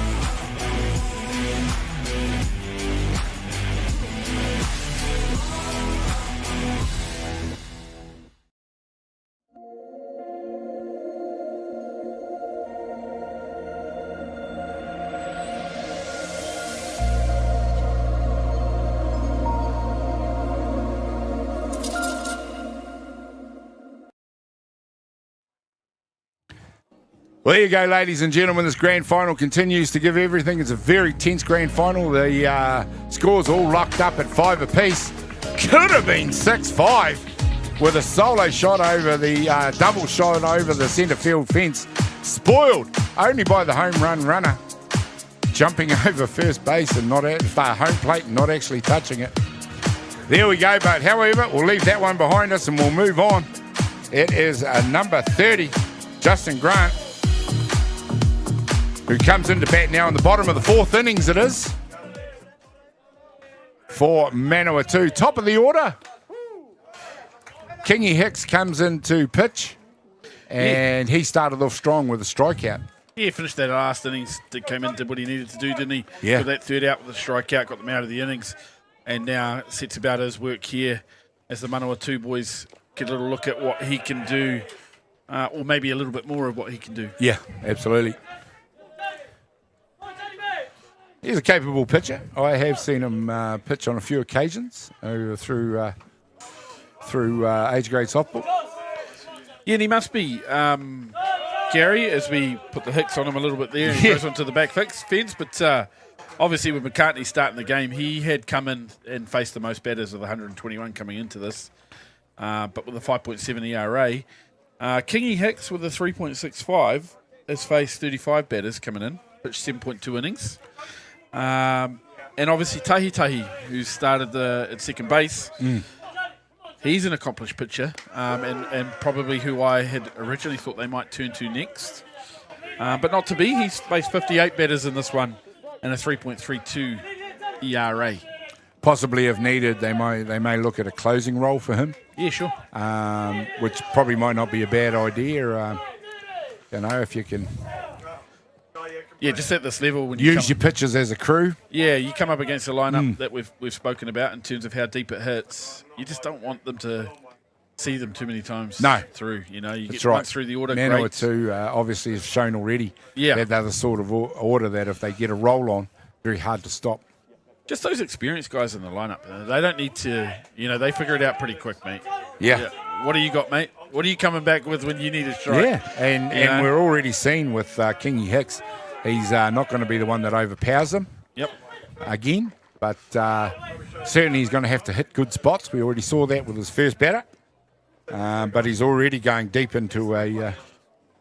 here's Brooklyn Takawa, the home run hitter, coming into home plate as we see him jump, and we'll just leave his footing there over the base. Spreads both feet. Now, I tell you what, it doesn't look like he's touched the base here, Gary, but one thing we can't see is the back of his foot. No. And what that replay does show is how close the umpires are. And there's a high one into the infield. Comfortably taken at second base for the out. Interesting one there. You can't see the back of his foot, but I also never saw the home plate move. It's not fixed out there. That's exactly right. Yeah. I didn't want to say that because, like I say, Gary, we discussed this between innings whether we're actually got a worse view from here than you would think. Yeah. Because we are quite close. But, yeah, umpire Downs was right there as well. Yeah, just got himself in the right position. Just struggling to find the zone with that rise ball. Yeah, a little bit wayward to start the innings, but managed to work through that and get the first out of the leadoff hitter in Justin Grant. And Nikura Greening to the plate here. He's been consistently hitting in the 2 spot here. Yeah, obviously a rise ball pitcher, and he got Grant to pop the first one up. That's probably what he's going to be looking to do. Fly balls in the infield, fly balls in the outfield, and obviously gather a few strikeouts if he can. Tell you what, I'm impressed with this Nikura Greening at bats. Patient batter. Elite takes, as we like to say. He's got a good read. All his takes are on time. And he's certainly been picking the right pitches to go at. Seems to be a young kid who comes in with a plan. Comes in the 2 spot, but he shows all the patience and attributes of a leadoff hitter. Yeah, 100%. And actually, that's what the best teams have, Gary. Yeah. You know, Multiple. those 1-2 slots. It's like, you know, the old, well, not the old, but some people's take on the game of the 2 spot, just being able to move the 1. Yeah. But having a leadoff hitter in your 2 spot as well. Come in and be a highly capable bunt specialist. Yeah, can obviously get things down if the leadoff does get on, but has their own ability to hit and reach base should the leadoff not get on. Call those a traditional role, but in a traditional role, you'd want your 2 spot to be a lefty. Yeah, well, potentially. I mean, these days, I think most teams looking at lineups have one of their best hitters. Yeah. Just in the 2 spot, just your best hitter in your lineup in 2 spot. Yeah, without paying disrespect to any of the people who aren't hitting in the 2 spot. Which, you know, and every team, it doesn't necessarily play the game the same way, so. You've just made a whole generation of youth softballers want to tell their coach, I want to hit 2. Coach, I want to hit 2. So they should. If you're out there, you're a young baller coming up. Yeah. In the 2 spot. What is that? I don't know, just what that commentator said. Yeah. You know, that bloke on I don't even know him. That bloke on YouTube. It sounded right. And there you go. That's just what we've alluded to. He's shown a lot of patience there to pick the walk. 1 down and Greening at first base to be replaced by Ash Reihina. Manawatū now into that dangerous part of their lineup. We called it the last time, and they produced 2 runs in those 4 or 5 batters. They have done well, though, Gary, to keep a lid on Ash Reihana, who is an accomplished hitter, as he leads him off with a strike there, which he seems to be finding his little rhythm here now. Yeah. Well, he walked in his first at-bat. He struck out in his second. Ground out in his second. You've ground out, did you? For Ash Reihana? It was a line drive to the second baseman, but that's okay. Yes. Yeah, caught out in the second. Yeah, I'm just winding you up. Yeah. Great memory. Yeah. I was talking about you.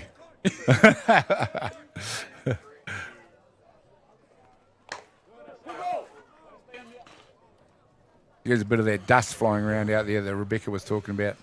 That gentle breeze just picked up. It's a moderate wind now.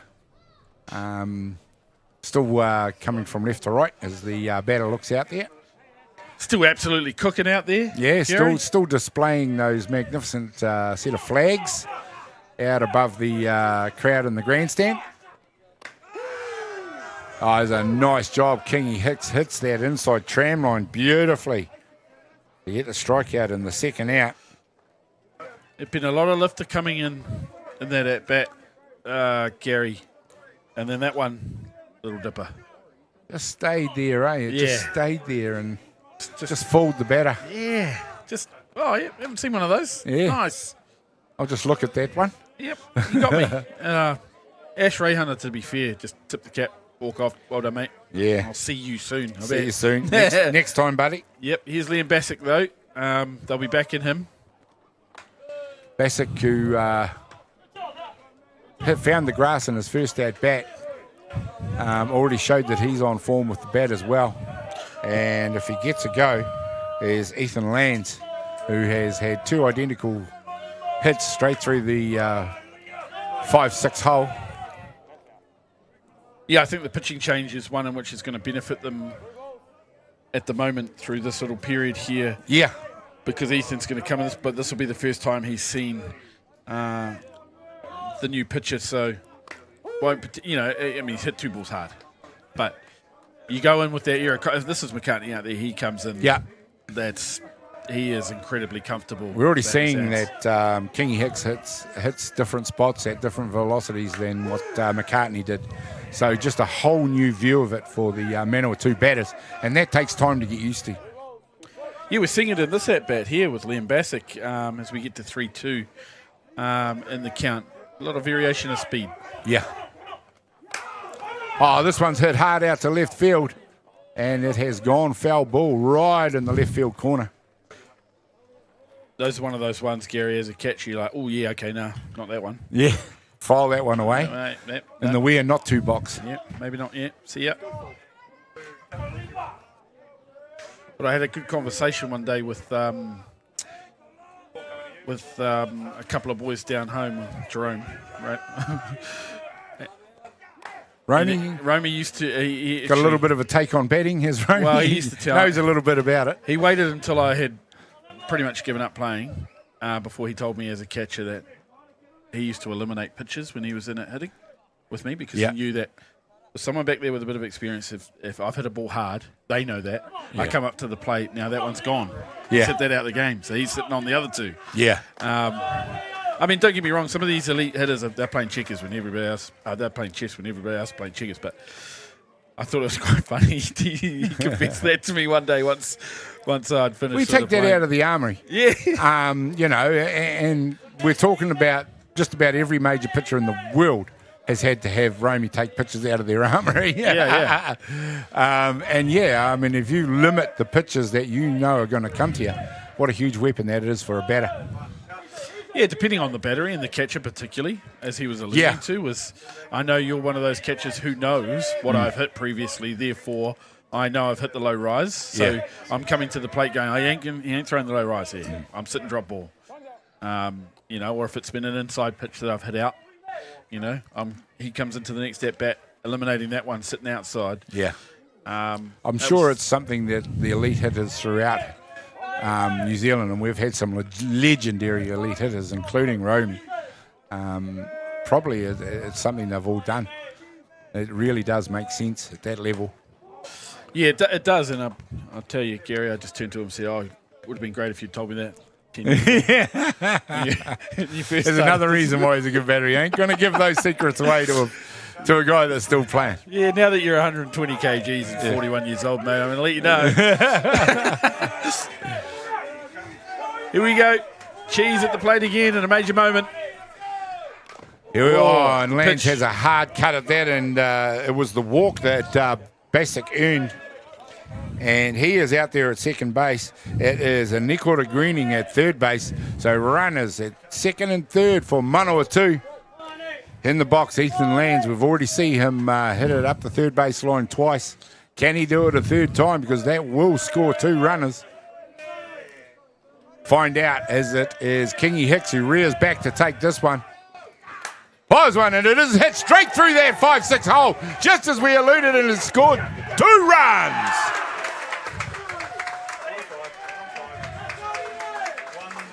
And he comes through again, Gary, the man of the moment. Carbon Ethan copy. Lange, the cheese, to the plate. Runners on 2 and 3, drives one through the hole. As we see the runner here on the replay coming around, sliding in at home. Beautiful Making sure picture. he touches the plate.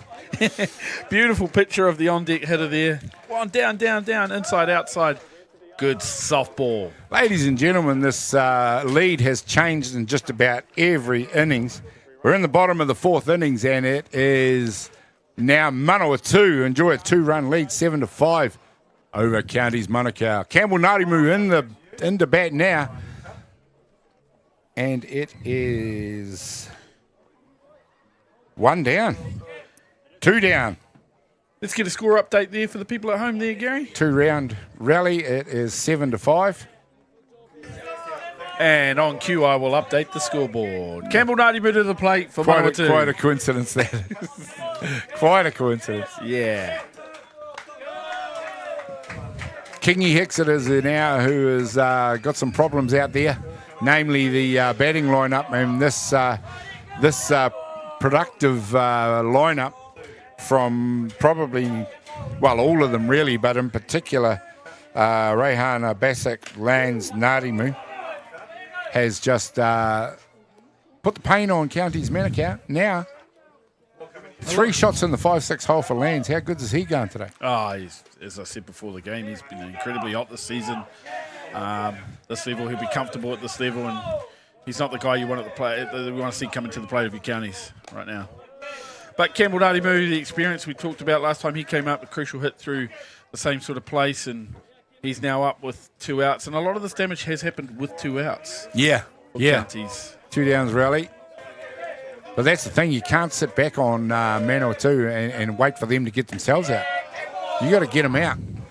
Well, that's it, and they've made the pitching change now, Counties, and with Tahi in the field, there's no opportunity for him to warm up now, and be potentially coming in anytime soon. So they'll at least have to try and get out of this innings before he can warm up and be an option.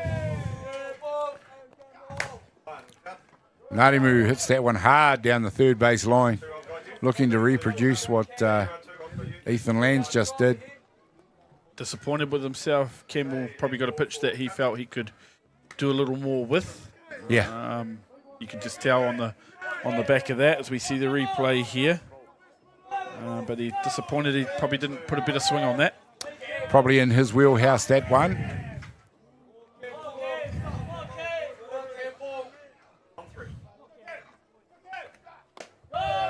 He's done a great job for Manawatū there anyway, because he's picked the walk. That's the 3rd walk in the innings.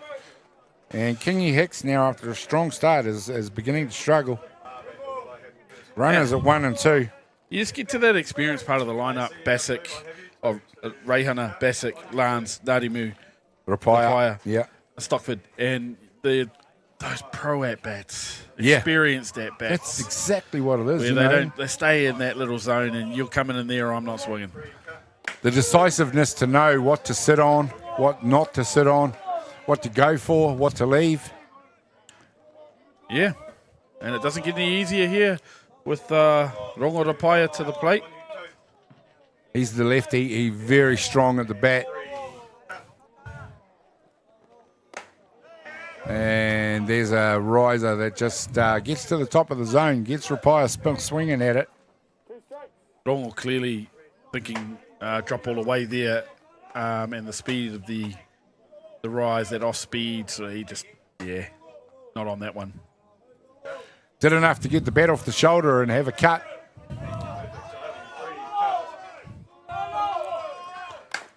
This time he's hit one. It's hopped out to second base. He's taken it. Fired across the first.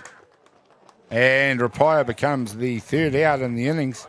But not before it is Manawatū, who now leap out to a lead in this ball game. Continues to be tight. 7 runs to 5 over Counties Manukau. We'll find out what they can do in reply when we come back in just a minute.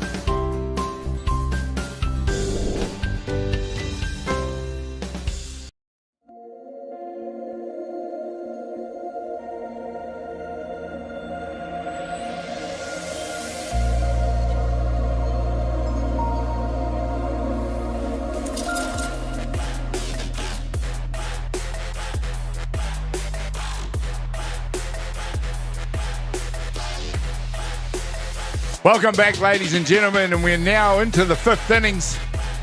The 5th innings of a game that has changed the lead, well, at least 3 times by my reckoning, possibly 4. Currently, I say currently because anything could happen in this ball game. It is Manawatū that lead by 7-5 over Counties Manukau. Both teams very productive in certain parts of their order. For Manukau, it's actually the bottom of their order, but their first batter is number 31, Joseph Hill.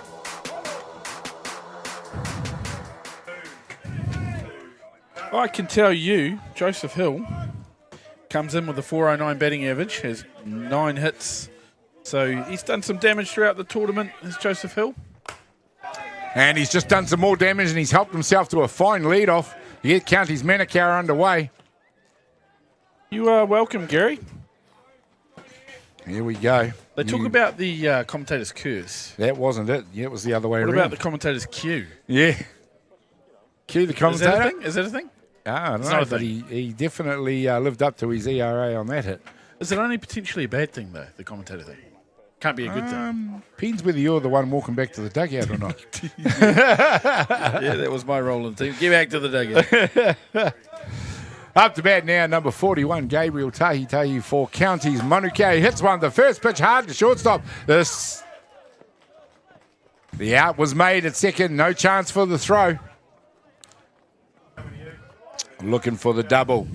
They took the lead runner though, so the runner is safe at 1. Yeah, strange play as we see the replay here, Gary. I don't know, like at NFC level, I feel like, yeah, I You've don't got to want get in position to come forward on that so that you've got a There's shot got to be a at slide. throw. There's got to be a slide. Like the Put the runner, put rounding the thrower base off. there, Yeah. and then running in the line, you probably get a ball thrown at you at the NFC level, I think. Yeah. The thing is you got to, you can't do it, but you've got to slide, even if it puts the thrower off a little bit. If that's taken cleanly, and he has done nothing to impede that throw, and I'm not talking about deliberately impeding, just slide into the base. That'll be enough. Well, I mean, yeah, at the end of the day, that is your job, to Yeah. slide and break up the double play. But in my opinion, he has actually impeded the throw through not sliding. And yes, fielding team are not happy with that. But hey, Manawatū don't seem bothered, so let's move right along. It's the insight we like, though, Scotty. That's what you're there for, the insight. Yeah, sometimes it's the insight that doesn't even exist.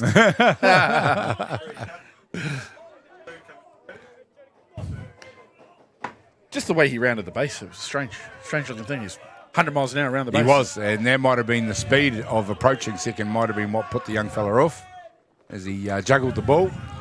There's a nice dropping pitcher. We see that's the designated runner once again. Comes in.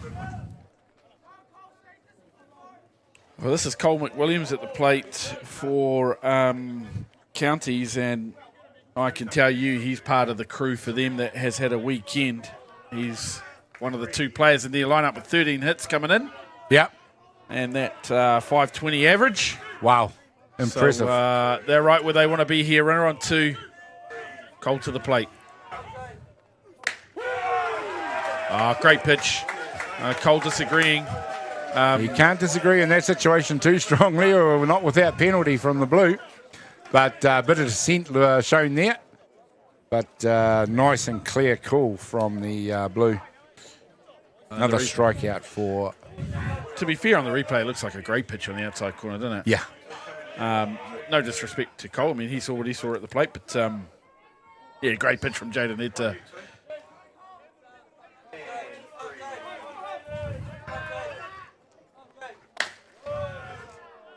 Jaden Heta, on the odd occasion, has looked like he might be digging himself into a hole, but in general, very tidy out there. He hardly ever does, Gary, like dig himself into a hole. You might be lucky to get him on a day where there's too many catching a little bit too much of the dish and get some good swings off, but this time it's hit hard up through the middle. It's going to score the run and peg that lead back to just 1 run with 2 down here in the 5th innings. Counties Manukau fighting back again.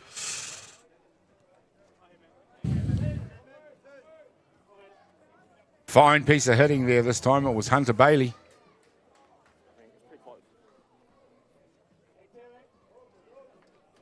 let's get a score check from you, Gary. We'll go to 7-6. 7-6 Manawatū. That's correct. For all those at home, as we see that hard That's hit hard ball. down the third base line. The throw is made. 1 run scored in the innings, 7-6 in the ball game. We'll be back in just a minute.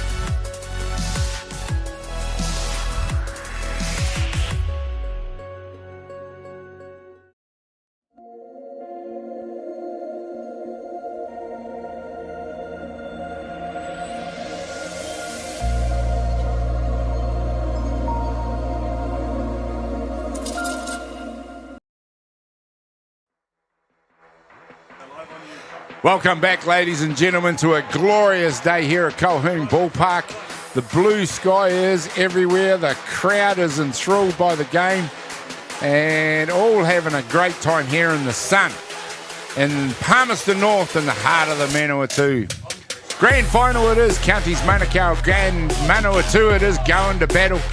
And it has been a tight and tense grand final from the bottom of the 5th innings, and it is Manawatū, who I won't say enjoy because you never sit back on a 1-run ball game. 7-6 over Counties Manukau. Look, as we see a foul ball off the bat of Norpeter Stockford there, Gary, I'll tell you who's enjoying this most. It's the neutrals. Yeah. You know, if you're Counties or you're Manawatū supporter, you're chewing your nails off. Yeah. You're probably enjoying a tense battle, but the real winners here are the neutrals who are watching lead swings and momentum swings. And, you know, you can break the game down more when you're neutral, can't you? You can just say, oh, maybe this will happen, but you know, if you're a Manawatū supporter, you want a swing here that puts it over the fence, you know. Yeah, you want to see. If you're Counties Manukau, you want this guy struck out and back in the dugout. You know, it becomes quite simple for the supporters. Stockford it is who's going to work out there against Kingy Hicks and who strikes out. Come strike out. He'll be replaced now by number 28 by the look of it. Have we got our first pinch hit coming in, Matt Newton? Looks like the change is being made out there, so Matt Newton's going to come in to bat for Cameron Scott. What can we tell you about Matt Newton? He has 5 at-bats, 5 hits, and 15 at-bats in the tournament. It's a 3-3 average coming in. Yeah. So he has actually had like 15 at-bats for a pinch hit option in the final. He's actually been to the plate 20 times in the tournament. So, I mean, he's not coming in raw, not coming in cold. Yeah. He's had plenty of time in the batter's box throughout the tournament. And this is clearly a tactic from Manawatū that they clearly use or have used previously because, you know, you've got a pinch hit option for the almost in similar fashion to replacing your pitcher and letting the batters get used to him. He's got a new batter he's got to look at now. And they clearly like Cam Scott at third base. They clearly defensively like what he brings, and they're happy to give him his at-bats, but in certain moments, knowing that in certain moments throughout the game they're going to replace him with a hitter off the bench.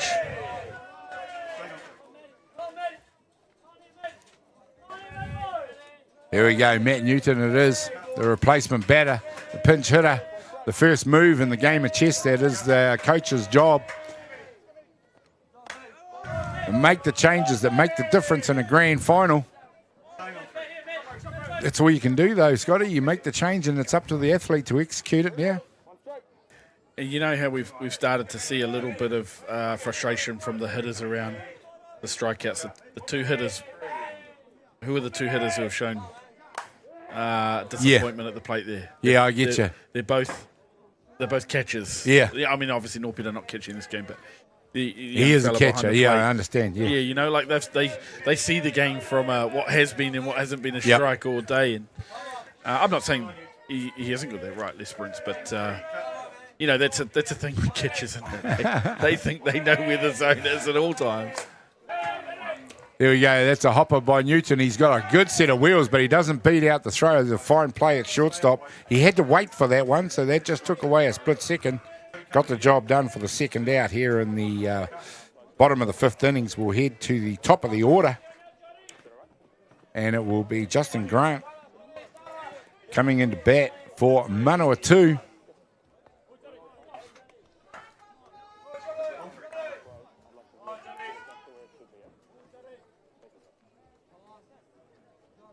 It's an option that nearly paid dividends there.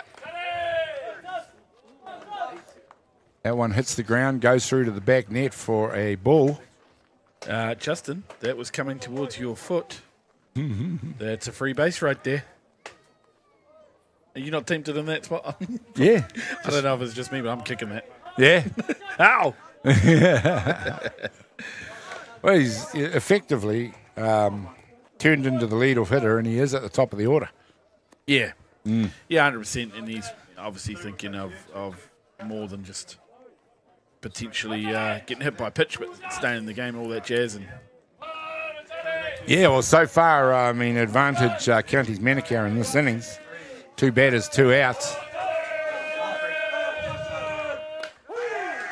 And that's a nice pitch by Kingy Hicks. He just settled back down a bit now after some difficulties in that fourth innings. He's just something different, Gary. Yeah. You know, the speed of his rise ball and his drop ball are clearly different. The rise ball does rise, but it comes out off speedy. It does, and the way he throws it also, you're not quite sure what level it's going to come in at, because it can either go singing way over your head, or he's a big stature out there, you know, like he's a big commanding stature coming down at you on the mound. He gets down, he strides out. It's a great weapon to have, the ability to just mix up that speed with regularity.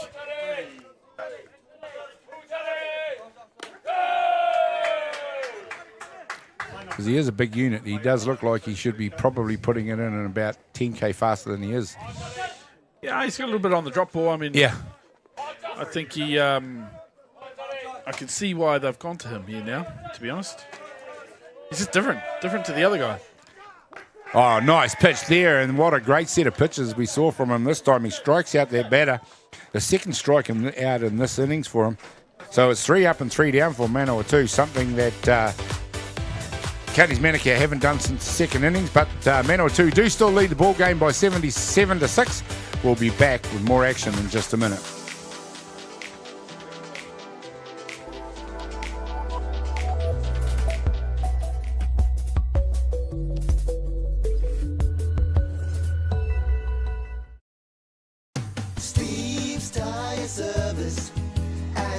Being a Manawatū local, supporting our community is at the heart of everything we do. From the Aoranui Hospice, Just Zilch, and Replay connecting second-hand sports gear, we make giving back our mission. Thank you for all the great feedback with over 1,500 5-star reviews. It's a great reward for our team that their hard work is acknowledged by our customers. And now with the addition of Order Care, we're a one-stop shop. The team are proud to have grown alongside the community, and with your continued support, we look forward to the journey ahead.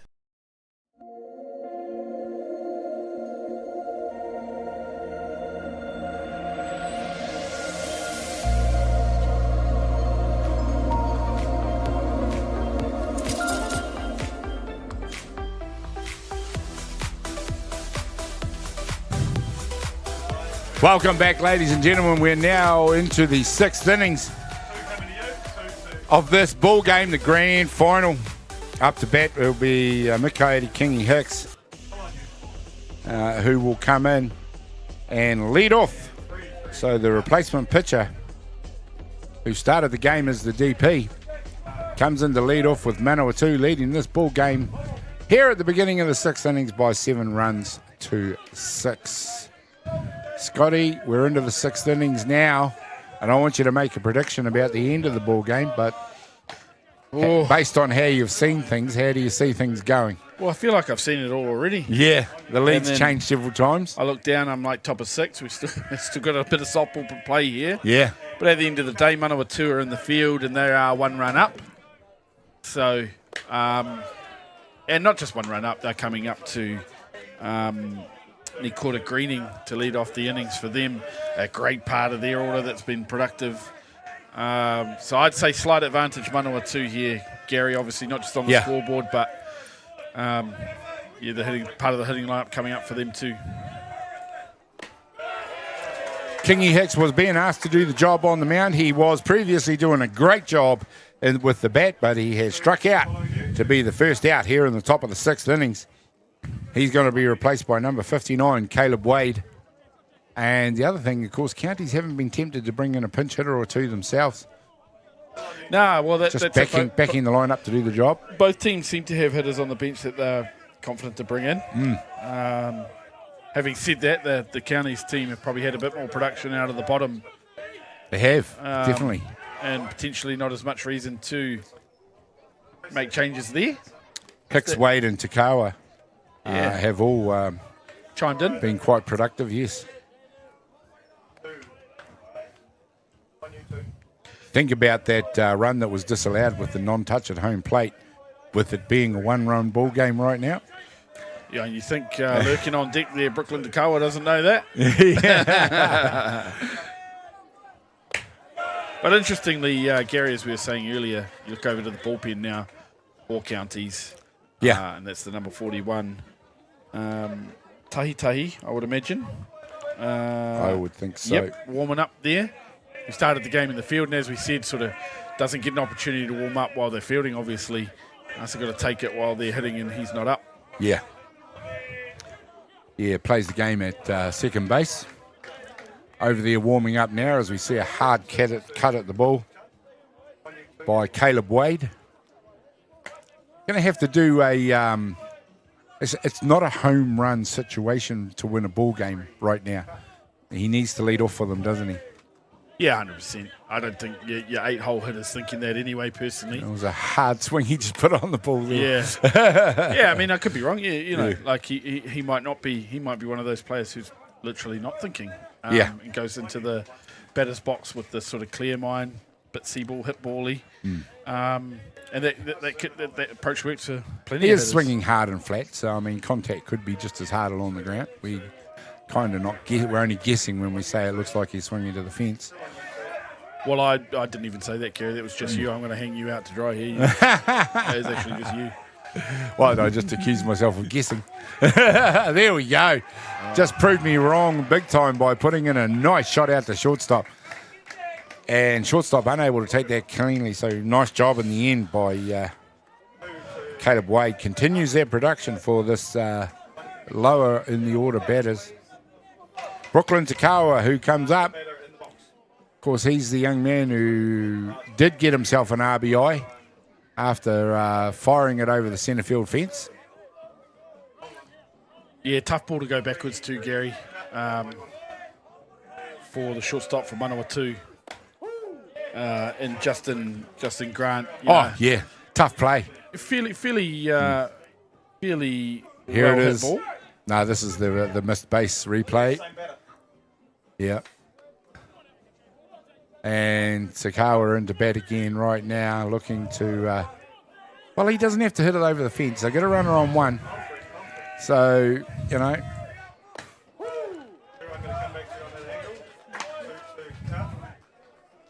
Yeah, and as I was saying, it was a hard hit ball. That shortstop's tough to go back to that because once you do, you don't know the bounce that's coming off this nice firm surface here. And you're sort of hoping that you get the right one. It comes off the chest and there's no play. Yeah. Good thing is this surface is very true. You know, that ball's not sort of doing any funny left and right angle bounces out there. You know, it's just an awkward length bounce when sometimes with these fielders are getting. Yeah, I think so. I think you're right. It's actually playing true to a proper softball diamond. Yeah, really, absolutely. Yeah, and that 100%. you got to make the right decision when you come forward and when you go backwards. That's right. Oh, that's a great pitch. A great job out there by Jaden Hitter. Really is putting it out there for his team now. Go to the top of the order for Caleb Dufty. Gee, this is an awkward moment now for Manawatū. Not an awkward moment, but a big moment and a big decision. You've got Caleb Dufty coming to the plate. He's hit the ball hard a few times in this game already. He's probably one of their more accomplished hitters. Runner on 1, 2 out. You want to be careful, but you don't really want to advance the tying run. Yeah, well, there you go. The tying run is in motion there right now. The swing is put on it by Dufty.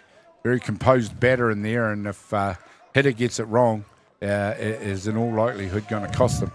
Yeah, you're right, Gary. It's actually like quite an important moment for both sides. Do counties take the risk at 2 out to put the runner in motion with a very good hitter at the plate? So therefore, if he gets a hit, it'll score a run. Or does he get thrown out and take the bat out of the hands of Caleb Dufty? It's amazing how much the thoughts of both coaches will change. 1 run down, 1 run up. A possibility, if it happens, of tied score. Yep. You know, there's so much that changes, and this is why a 1 run, it really is nothing.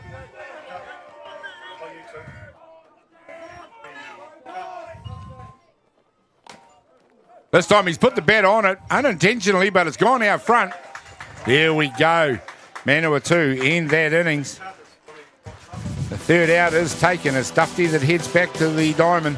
We head into the bottom of the 6th innings now. It's Manawatū that cling to this lead. 7 runs to 6 over Counties Manukau. We'll be back in just a minute.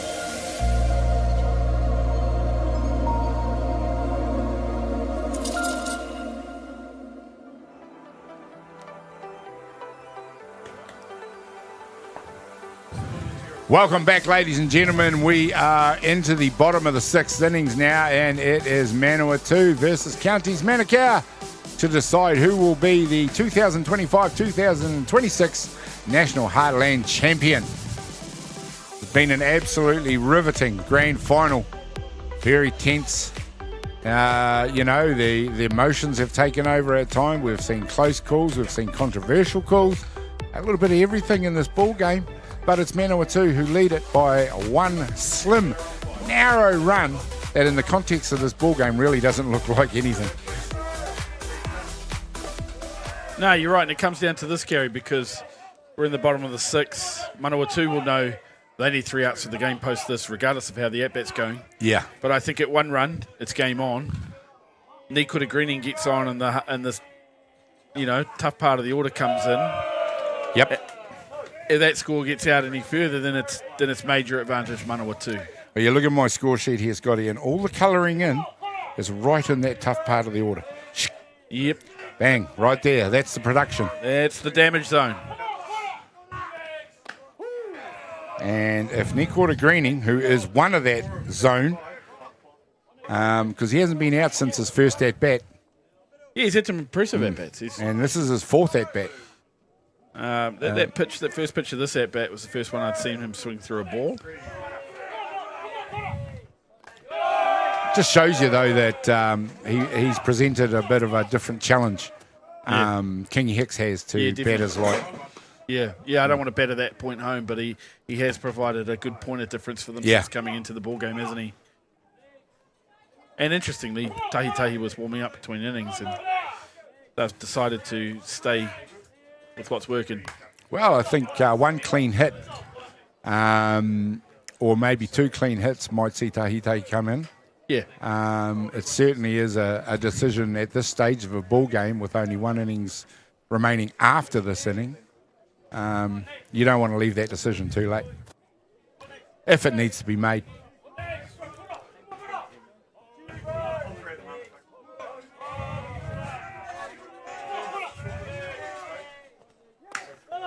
It's too high over the dish. You're not getting that. A little bit high there. Yeah. No, that hasn't been there all day, and I get why they want that pitch, but a fantastic take by Nikota Greening. Nice job by Nikota Greening. This is now a 3-2 pitch. Very important pitch out there for Kingy Hicks. Fires it in, and it is Greening who has a hard cut, fouls it back, and lives to fight for another pitch. Yeah, you're right, Gary. And it's these pitches that you fight off if you do get a walk. It's because you didn't get struck out by these. You got another one because you fought nicely there. Yeah, it's nice if you put it out front and you hit it, but the least you want out of that is to still be in the batter's box. This time, you see the benefit of him having a cut at that strike. He's picked the walk, done exactly what the Manawatū team wanted them to do, and that's lead them off. Standing up at 1 on the walk. He's had an impressive game so far, Nikota Greening. Haven't seen a lot of the tournament prior to this from him, but been really impressed with his at-bats, and he continues things on there. Yep. Leads off the inning with a walk. Now he's on first base, and Ash Reihana to the plate. And I've said this 3 innings in a row now. Reihana, Bassick, Laws, Ngarimu, Rapaya, Stockford. Bang. That's, that takes you right down through that dangerous part. Yeah, it does, and counties have done a good job with Reihana so far. Yeah. To keep him fairly quiet. He's one of that vaunted order that they've managed in the last 2 innings. First out in the 3rd, struck out in the 4th, didn't bat in the 5th. But here he is in the 6th. Yeah, you just know with him, you're one mistake away from a hard hit ball. So yeah, you've got to keep bearing down here.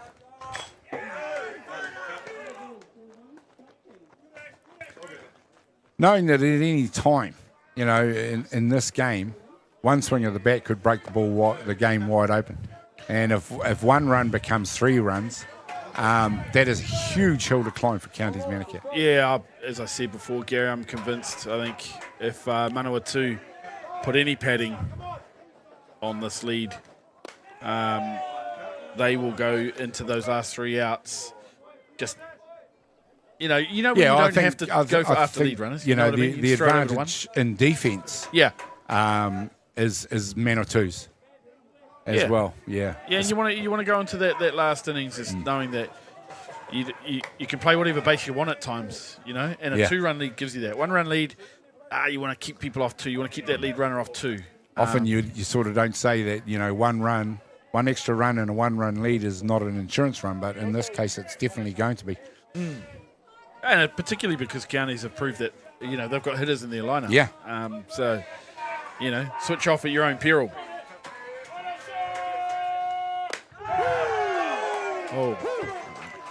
Oh, there we go this time. Lovely job. Comeback, strikeout by Kingy Hicks. Yeah. First out. Not sure if that's the best one too. Give a super slow-mo replay. Good on you. I'm not having a crack at you, umpire Lesperance. You've done a great job, buddy. Well, there we go now. Liam Bassick up to bat. Picked a walk in his last at-bat. We know what Ethan Lands has done. Comes in after him. Yep. 3 for 3. Bassick can swing. He's an accomplished outfielder. Had some good time at lots of different levels. Make a mistake and he can hit the ball hard. There's a hard cut at that pitch. Definitely looking to move that runner with that swing. Nice pitch by Kingy Hicks, though. Low and on the inside. Very hard to get a piece on that.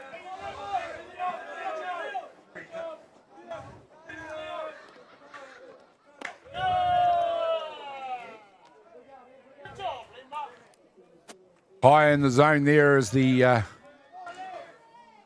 shadows begin to grow here at Colquhoun Ballpark. Just coming up to 5:10 in the evening now. Hit hard down the third base line.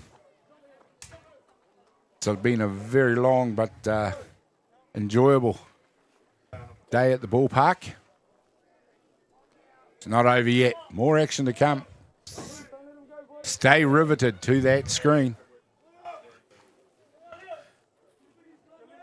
Stay with us, keep enjoying. Yeah. Because I get the feeling there's more in the tank here.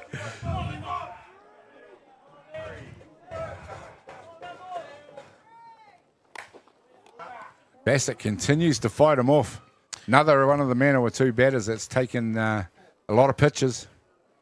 Yeah, and it's those sorts of pitches and those sorts of swings. Good pitch on the outside. Yeah. You know, gets a lot of people out. But if you can get something on it, if you do get a hit, it'll be because you fouled that one off.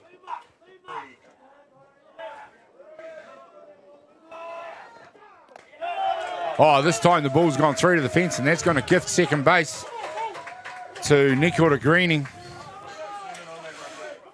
Obviously, Nikota Greening on as the leadoff was one thing, but you don't want him on second base when this part of the order's coming up. Yeah. Lurking on deck right there is the number 37. Oh, yeah. How many times have you been out there and the comfort in knowing that number 37's coming up to the box?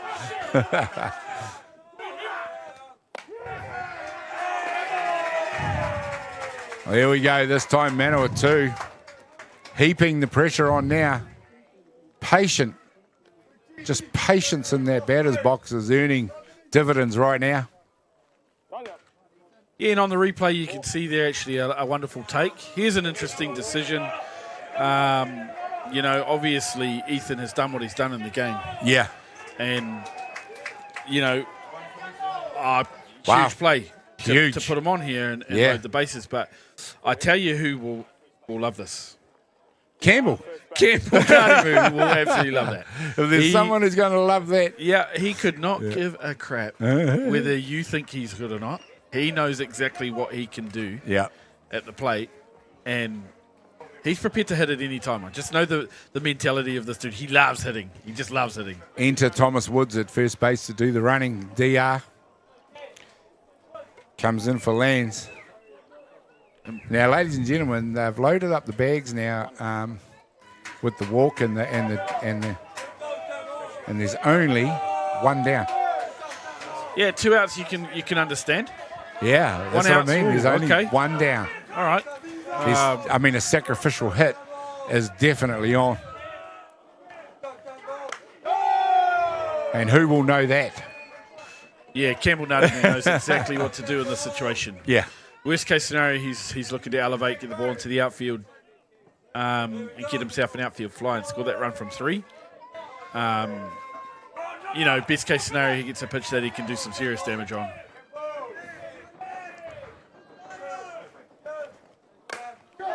There we go, and there's the fly ball we were talking about. The outfielder takes it, and there we go. That's given the run, and as you say, a professional at-bat there by Campbell Narimu. Gets the job done, scores the runner, still with only one out, and now runners on the corners. Yeah, you know, everyone takes a risk. You've got decisions to make as a staff, as a team, as a management. You make that decision. Scored 2 runs. 1 run, 2 runs. You sure? The runner's out there for Campbell, and there's only 1 left on base. The bases were loaded. There's 2 out there. There's a guy there. Yeah, the runner scored from 3rd, and then the runner from 2nd advances to 3rd. And the batter was out. The batter was out, so 1 run scores. 1 run scores. Thank you very much. And we have 8 runs to 6, but Bit overhyped, bit overexcited. as just come back to it, I can understand them not wanting a bar of Ethan in that situation. Yeah. But to load the bases for an accomplished hitter like Campbell Narimu at 1 out, Yeah, Manawatū, they're not chasing runs. No. They were literally probably coming out here knowing we need 1 more to pad, and then we're getting 3 outs and we're out of here. Yeah, absolutely. And to put the bat in the hands of an accomplished hitter like Campbell Narimu with loaded bases and 1 out, you're basically giving up a run, in my opinion. I think, you know, because I know what he can do with the bat. I've seen it time and time again. Well, the Manawatū coach keeps them guessing. We've got another pinch hitter come in. Number 34, Brian Taiaroa, comes in to do the batting. This time at the expense of Rongo Rapaya.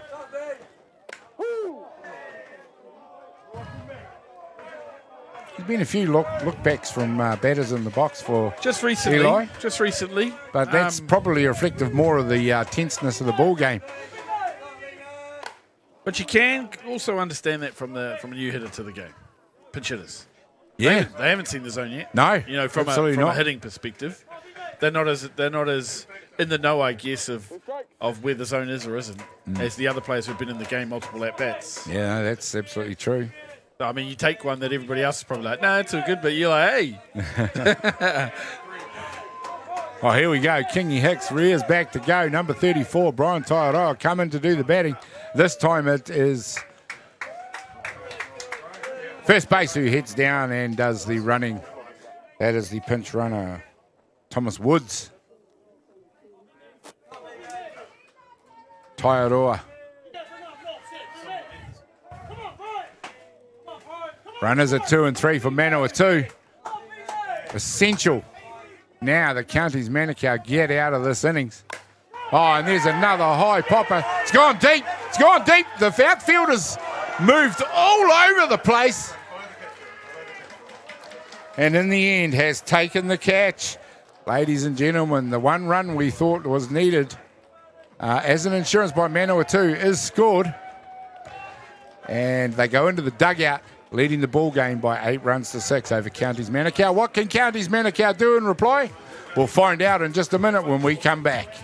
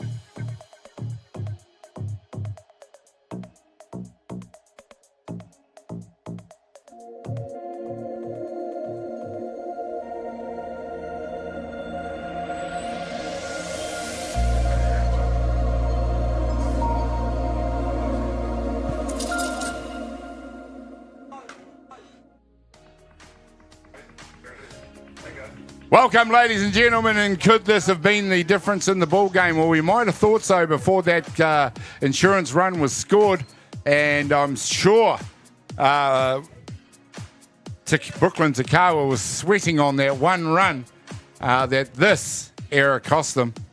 Error in the replay. But no, indeed, courtesy of Campbell Ngārimu, they did indeed score the run they needed to go 2 ahead. Manawatū, they're in the bow. A nice hit out to left field to get them going. Joseph Hill scorches first, heads around to 2. He's gone all the way to 3. And here comes the ball back into the diamond now. Wow. What a start by Joe Hill. Hard hit ball. Joseph Hill off to the races. Lead off triple.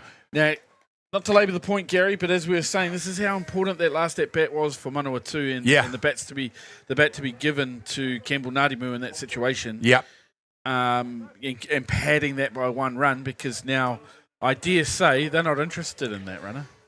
I bet you Cheese has gone out there and said, don't worry about him. Yeah. If you get a hard hit ground ball, don't even look this way. Throw that over to 1. Yep. Taken out. Take the out. Yep. And then we've got 2 outs to get no one on. But without that crucial run from Ngārimu, that's right. Something else. Yeah. And we just mentioned that, that given up run by not touching home plate was not the difference anymore. Well, could it all of a sudden become the difference? Very high. Outfielders coming from a long way. There goes the runner. And as you just said, get your crystal ball out, run scores. Yeah, but again, the run scores, and they won't want that as we see the replay of the ball hitting the outfield. The outfielder Rongo Rapaya coming in from right field, hangs on and can't throw the runner out. I mean, Rongo in his absolute prime was a centre fielder, so he's not dropping that. But for the Manawatū team, I think, I wouldn't throw him out at home, but I don't think they're that bothered. Business. 1 out. And now it's a 1-run ball game again.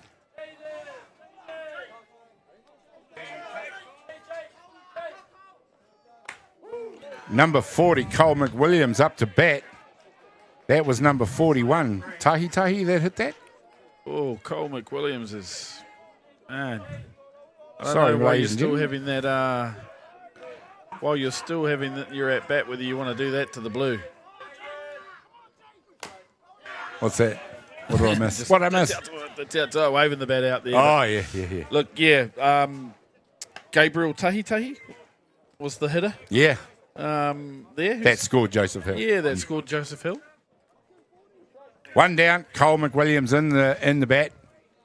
Yeah, if you're going to rely on a 50-50 call from the umpire, they're the little things you don't want to be doing.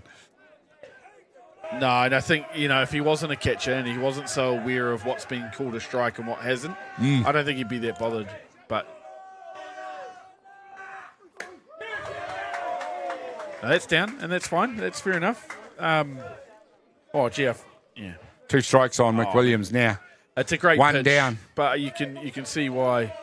See, look at this reaction here. They've caught this. Oh dear!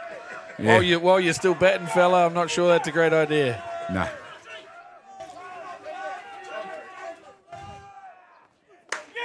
Oh, what a job by hitter.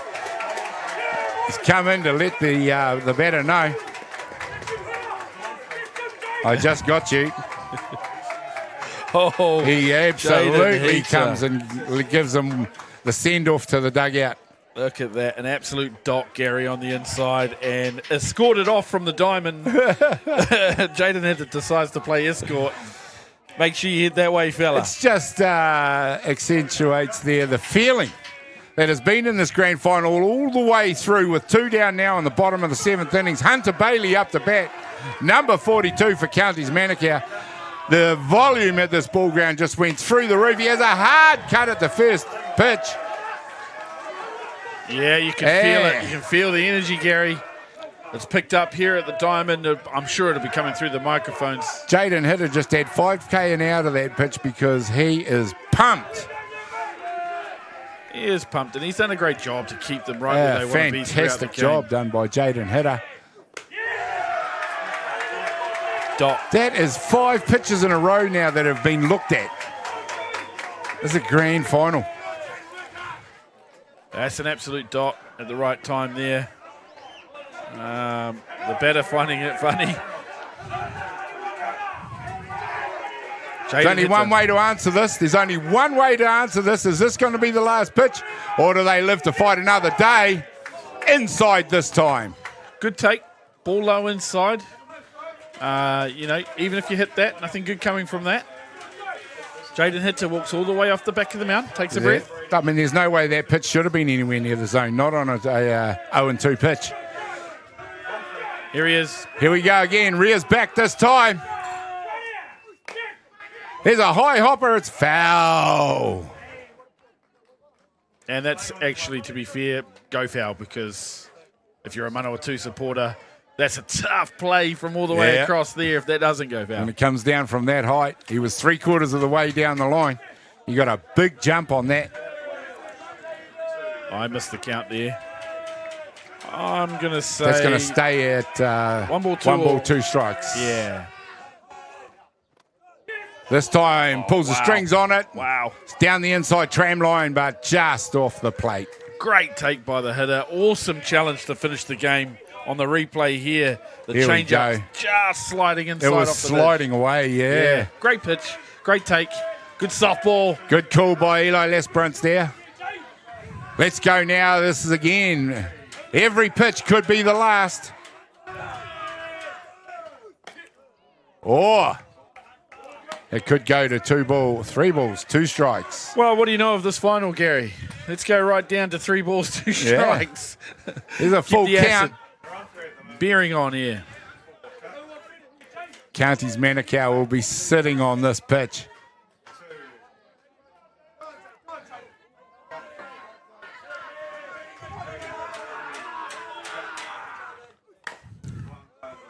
Just fends it off. Deep into the count now. Bailey doing a fantastic job in there. Yep, keeping the acid on Jaden Hitter at 3 balls, 2 strikes to make sure he keeps throwing strikes. Yeah. Doesn't give him a free passage because he knows that really the way back into this game and get to first base, see if somebody else can hit a gap shot. Great sequence of pitch to strike out Cole McWilliams. This time it's a slow hopper down to Ngārimu. Touches the plate of Manawatū. Win the ball game. Have got the job done over Counties Manukau. We'll just let the celebration speak to itself for a minute. Oh, absolute scenes, Gary. Manawatū on their home ground celebrating an absolute stomp on first base for the 3rd out with authority by Campbell Ngārimu. You knew it was coming. Well, ladies and gentlemen, there you go. The ball game comes to an end, and it is Manawatū who are the 2025-2026 champions over Counties. A gallant, let's say, at Counties Manukau. It's a ball game that had everything, was very tense, was very emotional at times, went all the way down to the wire. Scotty, what did you think of that one? I'm incredibly impressed by that game of softball, Gary. I thought it had everything you could want in a final. Mistakes, obviously, good hitting, good fielding, passion, energy. It was all there, right to the end. All there on display. A fine display of softball from both grand finals today. Absolutely both grand finals today. And it is North Harbour in the women's grand final who come out the champions. And in the second grand final, Manawatū, who are the Heartland champions for this year. And what a wonderful tournament we've enjoyed out here, Scotty. Give us your Beyond the Dugout Ballpark player of the game. I will just tell you, there's been a lot of impressive performances, Gary. Heaps of them throughout this absolutely, final, throughout no this doubt. tournament. I thought the pitching staff of both teams, I thought the Counties did a great job rotating their pitching staff. I thought the battery for Manawatū was very, very good. Jaden Hitter obviously took them a long way into this game, as he does with his weak contact. It was awesome at-bats throughout the game for both teams, and particularly Manawatū down that bottom of their lineup. But for me, I personally think that the player of the final for me is, could go to a number of people. I mean, Gary, you might have your opinion. I mean, come on. Everybody has their opinion, but for me, Yeah. I think the number 37 for Manawatū, the catcher and the game MVP for me is Ethan Lance. Oh, well done. Great timing. There we go, ladies and gentlemen. The MVP for Beyond the Dugout Broadcasting, Ethan Lance. Absolutely stunning performance with the bat. He went 3 for 3 before he was deliberately walked, so they basically gave up on him in the end. And Manawatū got the job done in a very tense ball game. It's, the blood pressure must have been rising out there on several occasions on a number of those players. But not to mention out the gate, Gary. Yeah. We had some feelings straight off the bat, didn't we? Early on. We so did. much so we had to pan away. I love it. I absolutely love it. Heartland did its best.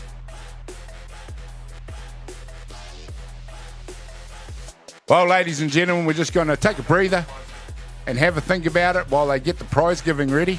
So we'll just take a break for a little while. We'll be back in just a minute and enjoy the prize giving.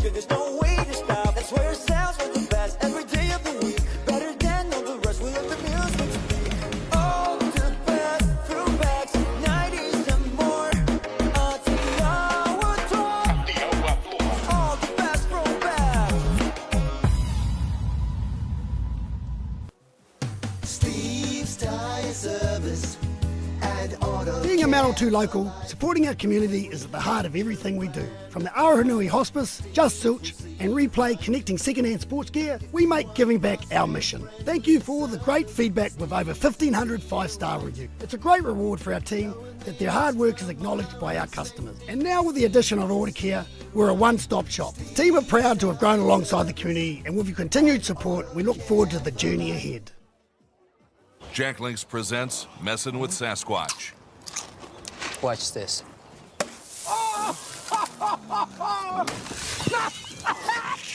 Don't mess with other snacks. Choose Jack Links jerky made with 100% beef.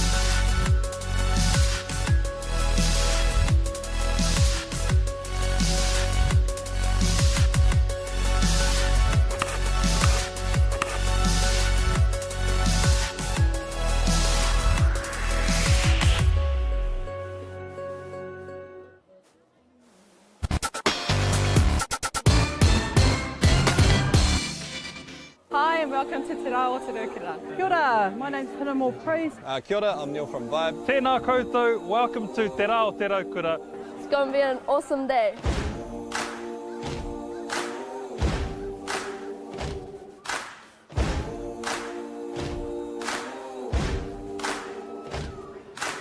This year is the 25th year of Te Rā o Te Rūkura. Te Rā o Te Rūkura is a celebration of our people and enjoying summer days. It's a good chance to get together, really. That's a big part of it. It's all whānau friendly. Incredible community event that brings together so many different diverse people. This festival where people just come together, there's a whole lot of awesome kai, a whole lot of awesome entertainment. Peace, love and harmony. The Rūkura signifies peace and happiness. It's a Māori proverb that was brought down by our tipuna from a very long time ago. And basically our day, Te Rā o Te Rūkura, is all about sharing that love. Aroha nui ki te tangata. Uplifting lower heart and the wider community in general, coming together and just having a whole lot of fun, man. Celebrating all things Wellington, Lower Hutt, the whole region itself. Today is important so that we get to remind ourselves that we need to share the love and care about each other. Don't forget whānau, this is around the same time as Waitangi as well, so he āhua pono ki te kaupapa o Waitangi, ko tēnei o ngā whakamahinga I haere nei. It's all about just, ngai Māori working together, unity, ko tahitanga, and just uplifting each other, so kia ora.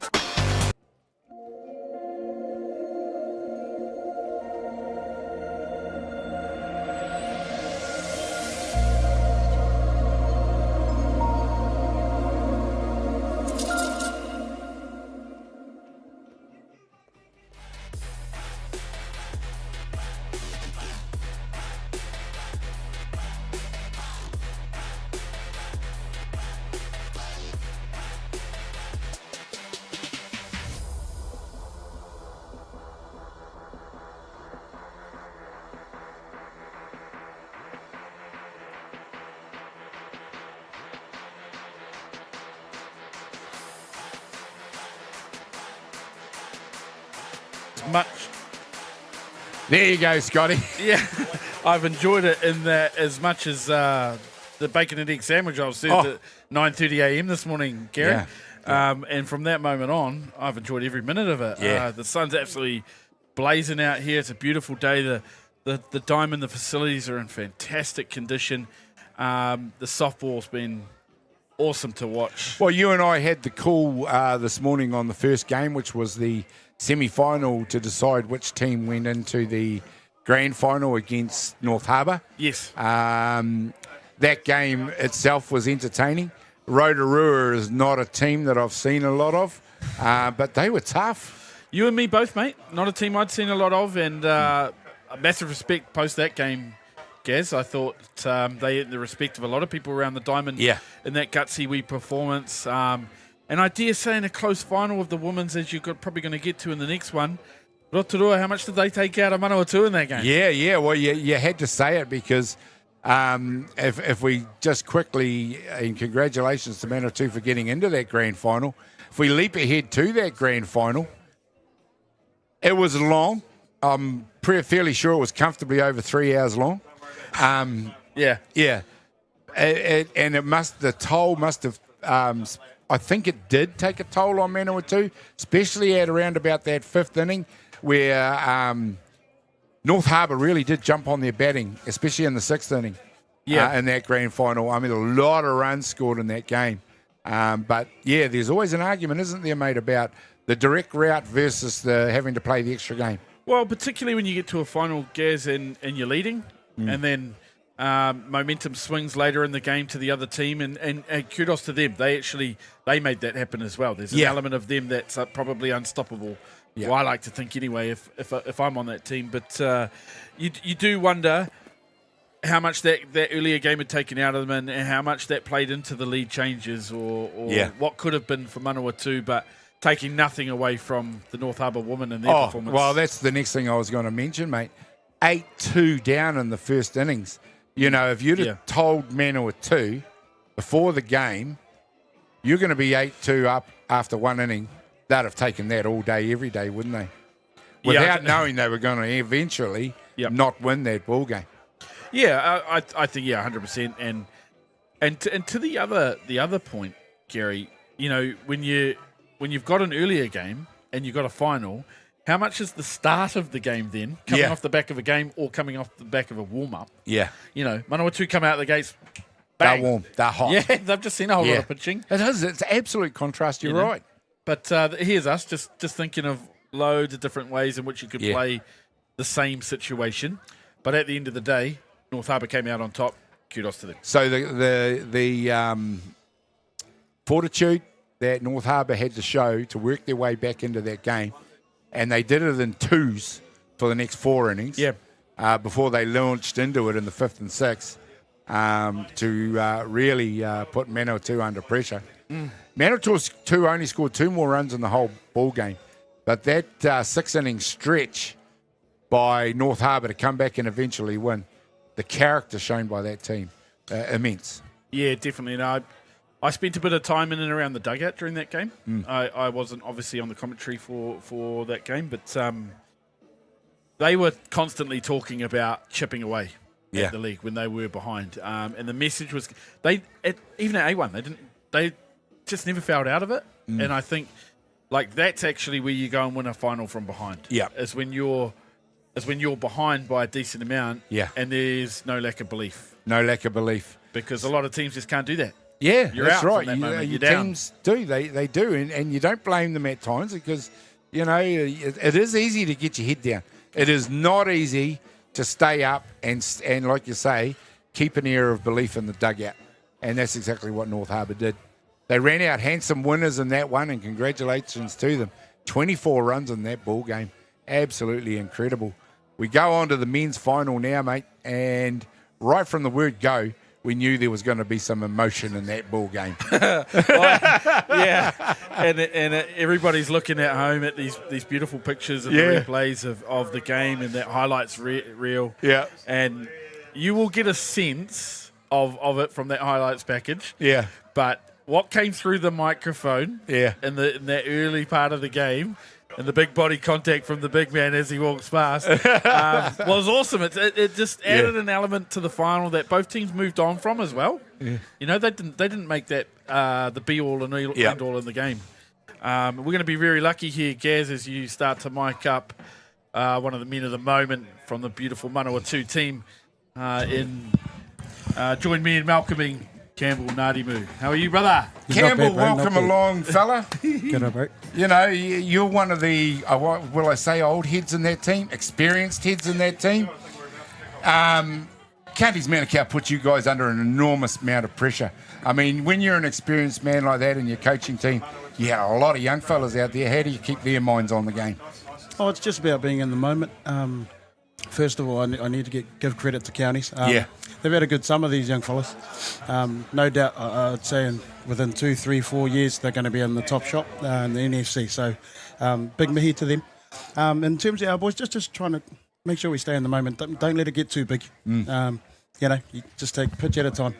And it kind of just worked out, I guess, for us today. The one, brother. Will stay with us as I think we're preparing now for the presentation and awards. Campbell, the win in the Heartland Championship for you guys. You know, how pumped must you guys be now to do that at Manawatū for Manawatū? Yeah, it's huge. For a long time now, our men's team in particular, we've struggled to find some silverware for our association. So I was fortunate enough to win an NFC in Hutt Valley when I was playing down there. But to strip up in the green and white means just a little bit more. Yeah. Means just a little bit more. Gold. All right, well, it's been a pleasure to have you in, Campbell. Thank you very much for that. I know you want to eager to go and celebrate with your team. The prize giving's about to get underway. Cheers, mate. Thanks very much. Cheers, brother. Cheers, brother. Look, ladies and gentlemen, we're going to leave it there and we're going to throw over to the prize giving for in just a minute. But for Beyond the Dugout, we're finished now and we'll just wrap it up there. We'll come back and sign off after. And let the prize giving speak for itself, and we'll sign off straight after that. We'll catch you in probably about 20 minutes after that's all done. We'll see you for now, and for Scotty East Hope and the rest of the team, we'll catch you back then. Kapai Joe and Lisa for being part on our side of things, and also to Gail, who's had to jump a plane. Who was the STR for the tournament in there. I do have a little list, so you're just going to have to bear with me and I'll read it as quickly as I possibly can because this wasn't my first choice to be here. But on behalf of the board, I'm taking one for the board. But just really, firstly, I suppose thank you to North Harbour ladies for having such a great final against our ladies. Obviously, you know what my preference would have been. But really, it was a stunning show of women's softball. And it was a really exciting final. So, piki mihi to you all for your win today and the hard-earned win today. And to our ladies, we still think you're the bestest. For the men's, hey, piki mihi to our tāne for taking it out this afternoon. A great show against counties over here. Counties, you really brought it to the team and it was close all the way through the game. So piki mihi, kia koutou hoki. And to our guys, miharo. Way to go, guys.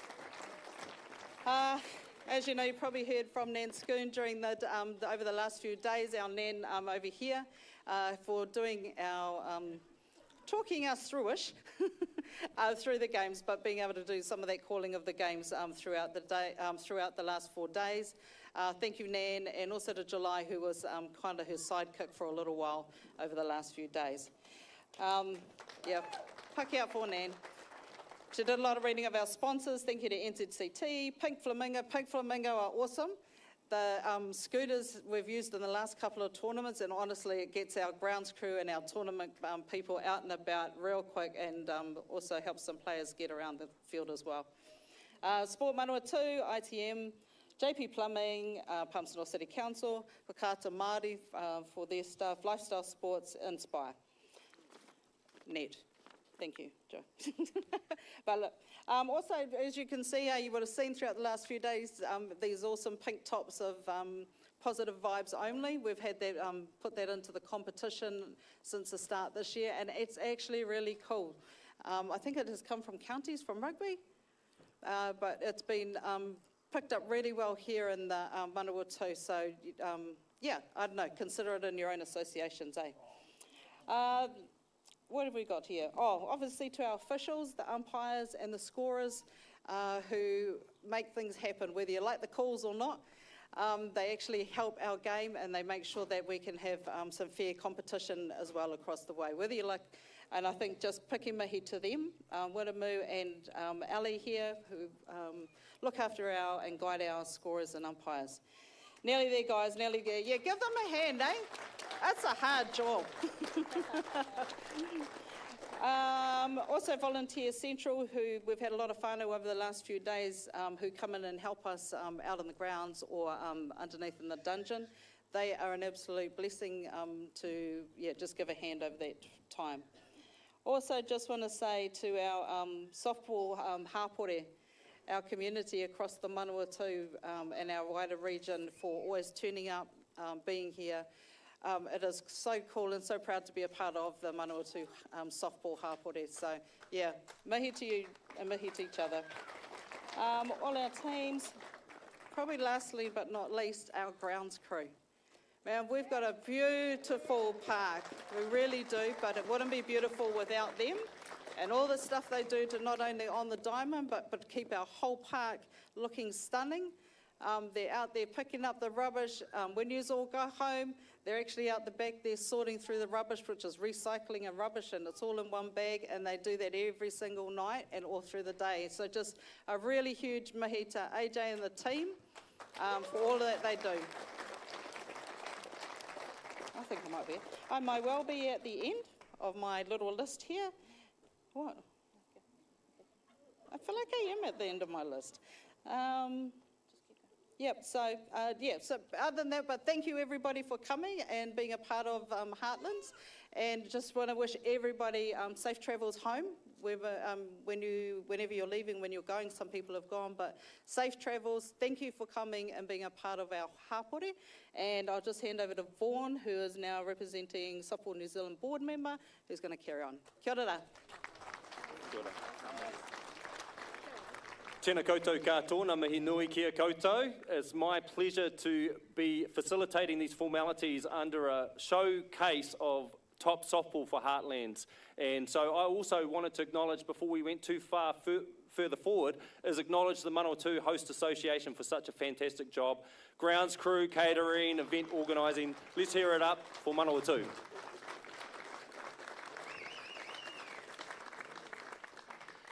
Need to just do some acknowledgements. Can I please acknowledge Linda O'Kane as President of Softball New Zealand, our CEO Rebecca Minkley for Softball New Zealand, Dave Elder's also here representing community softball, and also is our head coach for our junior White Sox team representing Softball New Zealand here today.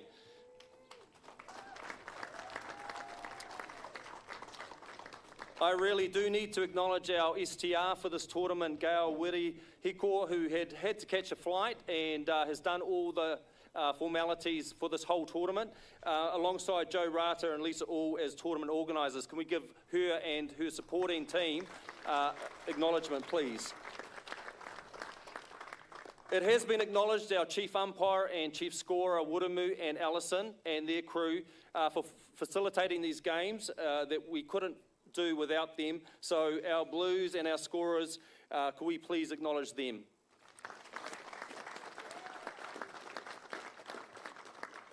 Thank you to all the supporting elements around catering and our live stream. Thank you, Chopper and your team. Outstanding. For the viewers, both here live in person and online, it's been great.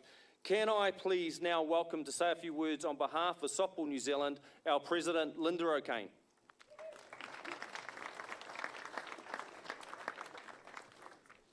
Tēnā koutou katoa, ko Linda O'Kane toko ingoa, ko Aote Perehitini o Softball Aotearoa.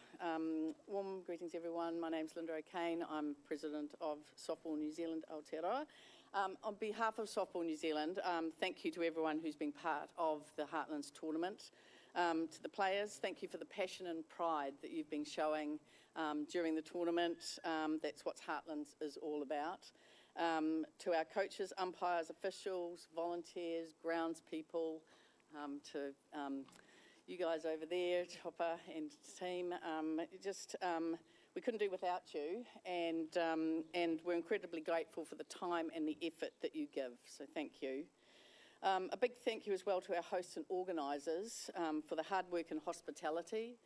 Heartland remains a special part of our softball whānau, and this tournament is proof of that. So safe travels home, everybody, and we look forward to seeing you all again soon. Kia ora. Thank you, Linda. That's fantastic. Now, can I invite forward Joe Rata, who's going to be presenting, calling out the teams with their awards. Oh, that's the tournament team, isn't it? Sorry, we'll do that after. Sorry, jumping the gun. Can I please invite Linda to come forward and present the medals? And this is for the females, women's runner-up, Manawatū. So if the team could come forward and present their runner-up medals.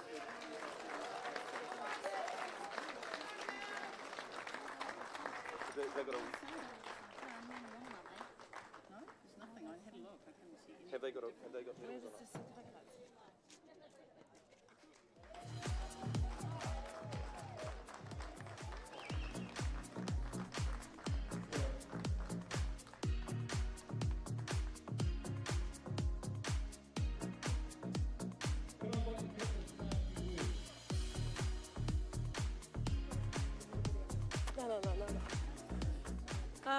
Kia ora tātou.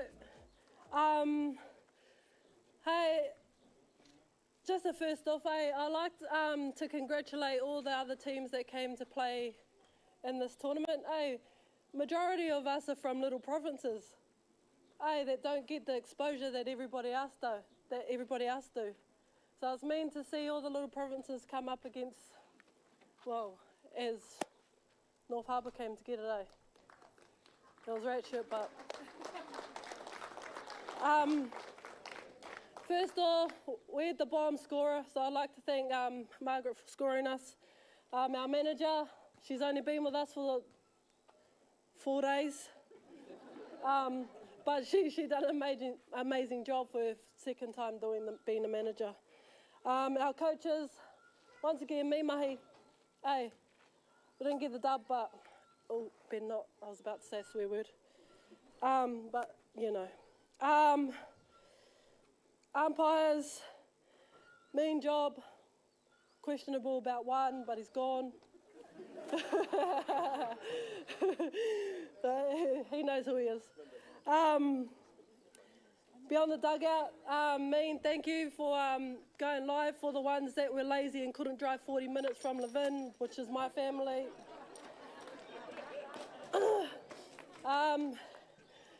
Just a big ups. I think the hardest team for me to go against this year was Rotorua, only because I'm from there as well. It's hard going up a club that you're from, so it makes it a bit more extra that they came at us hard today. Mean. So the ground staff, holy crap. They are outstanding. Hey, you know these pink t-shirts that they walk around in? They got positive vibes on it. Well, if you know me, I had an incident with my brother-in-law one week. He's an umpire, he's with Waramu. And then these t-shirts come out with positive vibes only the following week. So everybody was going, hey, look, Nikki, these t-shirts are coming out for you saying positive vibes only. Watch, if you know me, that's probably true. The volunteers, Fire Ness, Fire Joe with your crew, mean. That was awesome. Always going above and beyond for everybody out here. Even if you're not part of going into the dungeon, they're always open to anybody going down there. The dungeon is down in the ground underneath where nobody sees you. And lastly, but my team. We had a mixture this year. A mixture of veterans over 37 and up. So we had about 4. And then we had a few 35s and up. And then the rest under that. So it's good to see all of our up-and-coming stars coming through, and they're going to go a long way. So thank you to everybody. And then one more thing, congratulations to our boys. Coming from a shit year last year to this. No, it was awesome to see you. You never know what you're going to get, but this was mean final. Congratulations.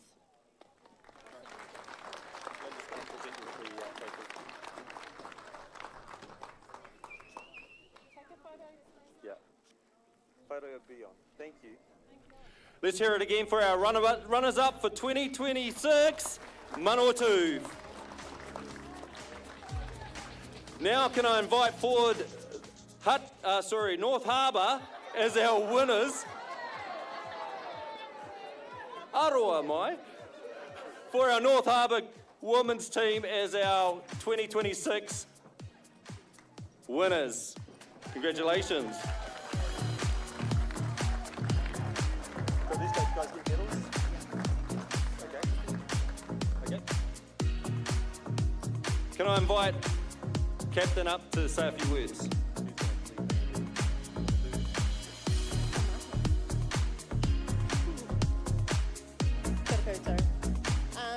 Manawatū, thank you. What an amazing association. You really brought it. Your groundsmen have done a fantastic job and your facilities are amazing. Thank you in the kitchen. There was a nice feed up there. Thank you. Thank you to Chopper for broadcasting and the umpires and scorers for being amazing. Heartland, what an amazing tournament. Thank you to Softball New Zealand for this initiative. We're able to grow the game a little bit more this way. We've got veterans passing it on to the younger ones in our association that can't really make that NFC team. So thank you so much to build that. Thank you to Manawatū, amazing 3 games this week.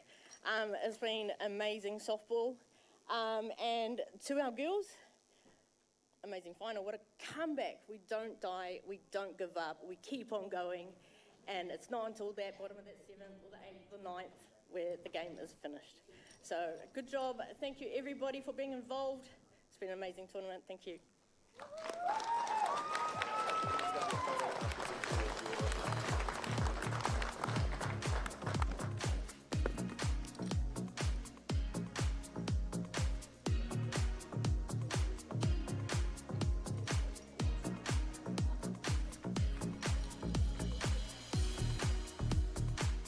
Let's make no mistake, our 2026 Women's Champions, North Harbour.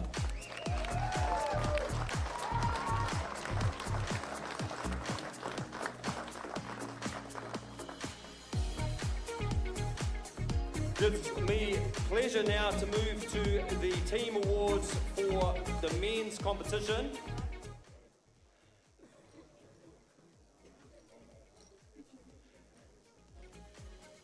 As the women's take their photo, our men's runner-up, Counties Manukau, to come forward for their runner-up award.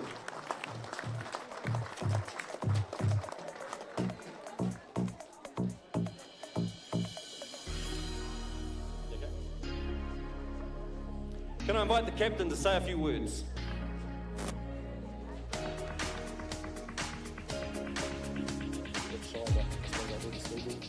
First and foremost, I'd just like to thank Manawatū and Softball New Zealand for putting on this tournament. The grounds have looked perfect all weekend, and he's always doing a great job. Even last year was perfect. Our boys, we fought hard in the final here. Manawatū, we had 3 good battles against you all tournament, so we knew coming into this it was going to be a touch and go, back and forth match, and that's what it's all about. So we showed a lot of heart, and but that's what this is all about, small provinces coming together and battling up for, for the title. Our boys, we set goals during the days and stuff, and we ticked off everything as part of the coaching staff and management. You're all proud of your efforts.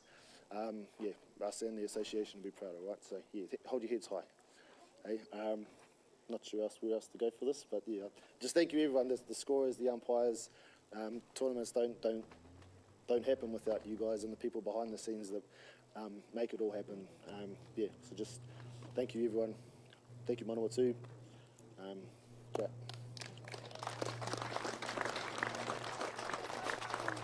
Yeah.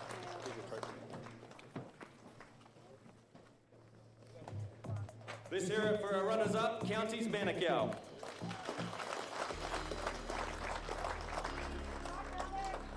And now, can I invite our 2026 Heartland Men's Champions to come forward, which is Manawatū.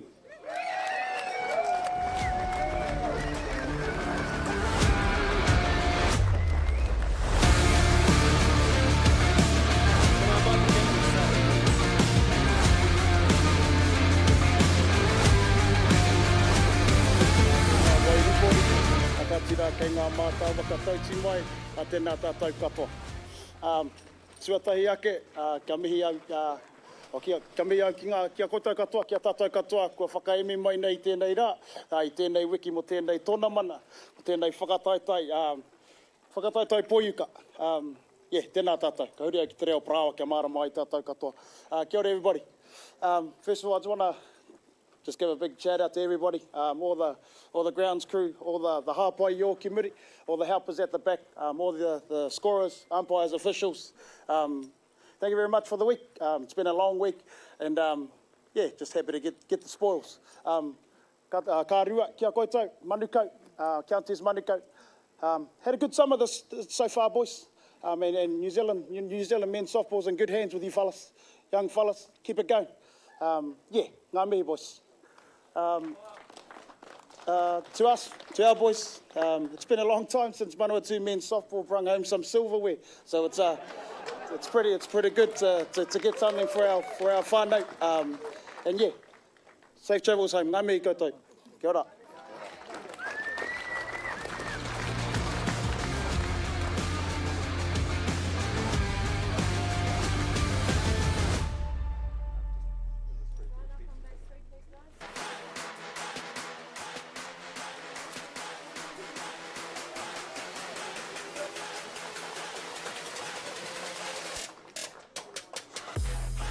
Let's hear it again for our men's champions, Manawatū.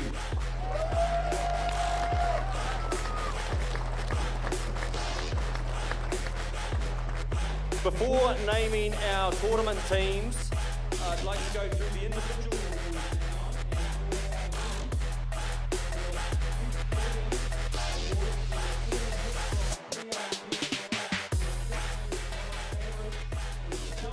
Purano from Western Bay of Plenty.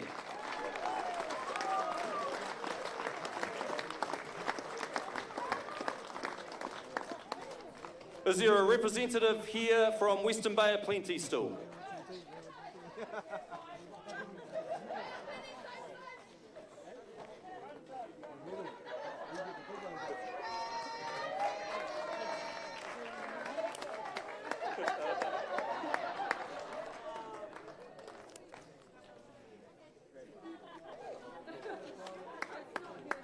Stella Purano, Western Bay of Plenty, with a batting average of 609. Top pitcher for the women with 99 batters faced with an error rate of 1.91 from Rotorua, Jade Croskew.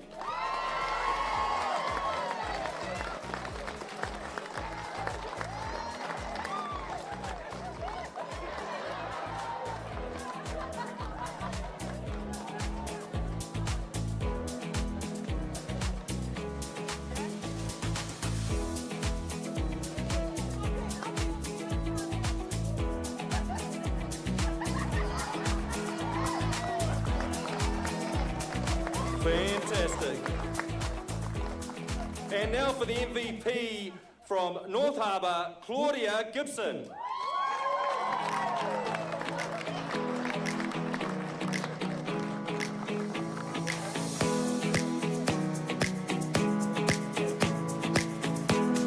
Her proud sister coming to represent.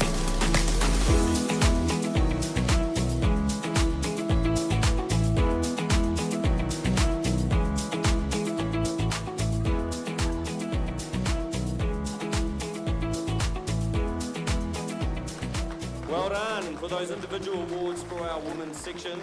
Moving to our men, top batter with a batting average of 652 from Counties Manukau, Caleb Duffy.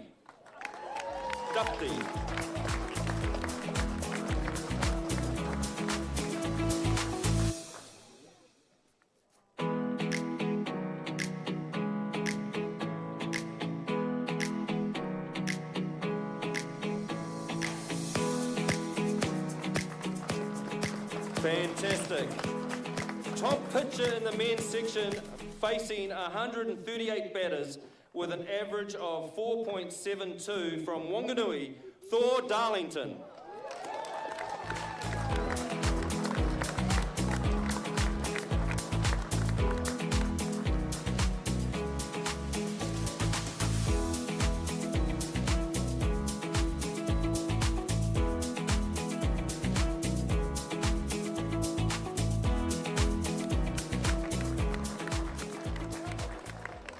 And MVP for 2026 from Manawatū, Jaden Hita.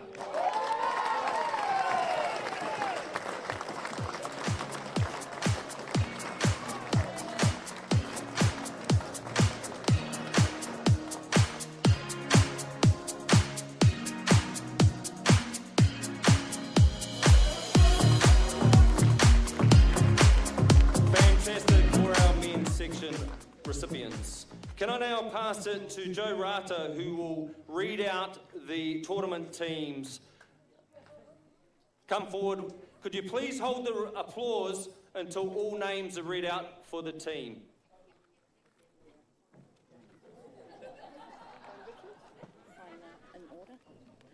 Tēnā rā tātou katoa.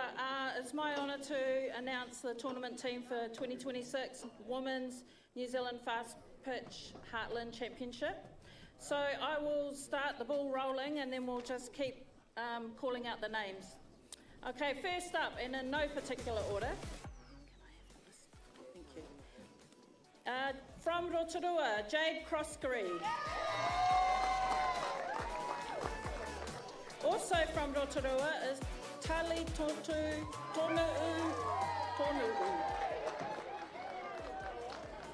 And from Whangarei, we have Maria Litton. Oh, yeah. Also from Whangarei is Riviera Nordstrand. And from Manawatū, we have Macy Cribb.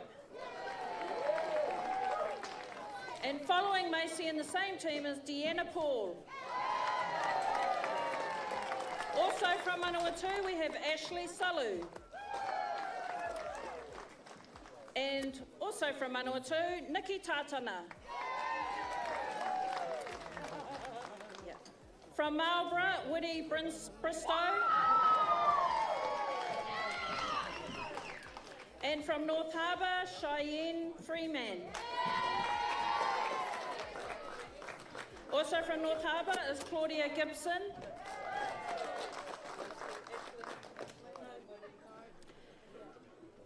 Also from North Harbour, Denise Swain-Pole. One more from North Harbour, Rachel Young. And our MVP from the Western Bay of Plenty is Stella Pirano.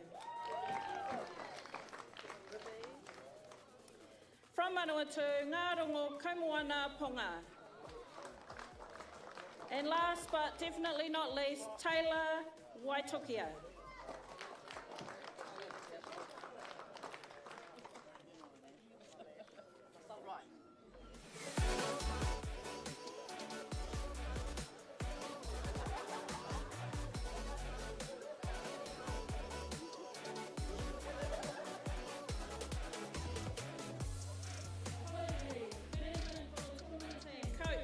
Russell. And the manager, Marino Tirata Owen. Hang on, take that.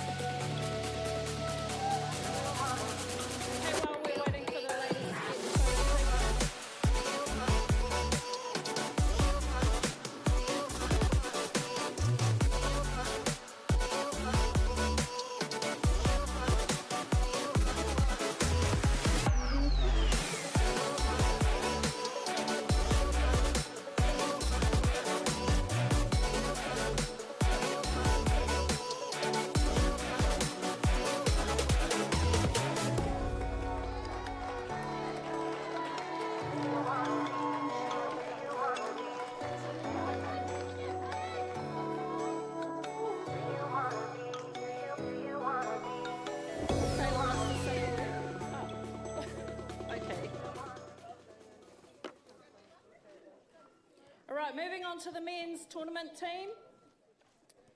From North Harbour, Jaden Tapsell.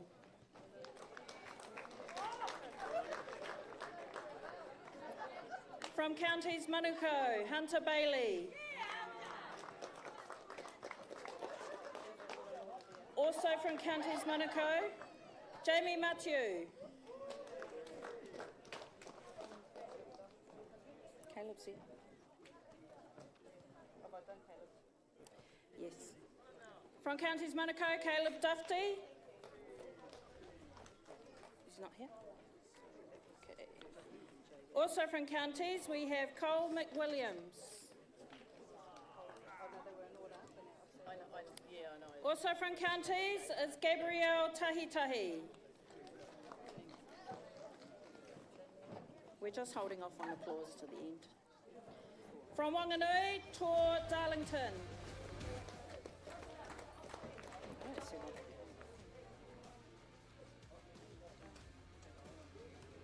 From Manawatū, Nikora Greening.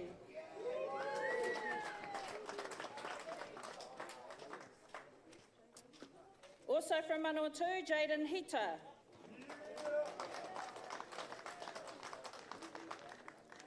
Carrying on in that team, Campbell Ngarimu.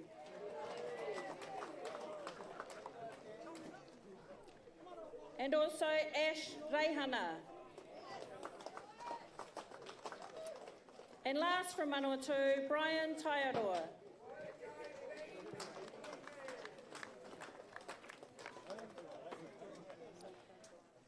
From Rotorua, Leighton Burrell.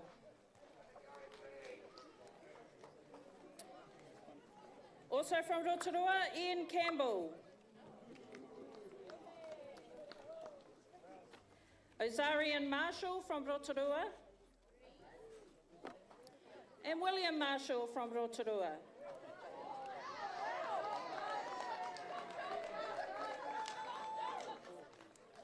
And our coach for the tournament team is Wayne Norman.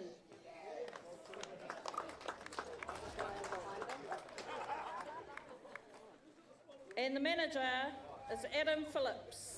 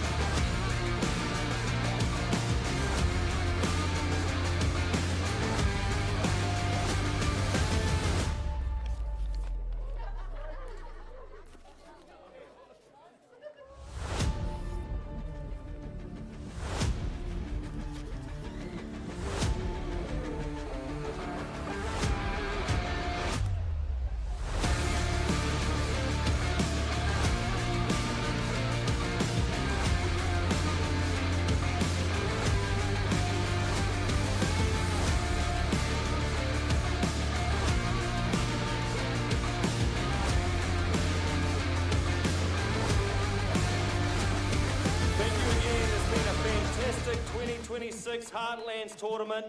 On behalf of Softball New Zealand, we'd just love to thank Manawatū again, every official and organiser, every team, coach and manager, and your support for softball in this country is enormous. Thank you. Ngā mihi nui, drive safely, and we'll see you again next year. Thank you.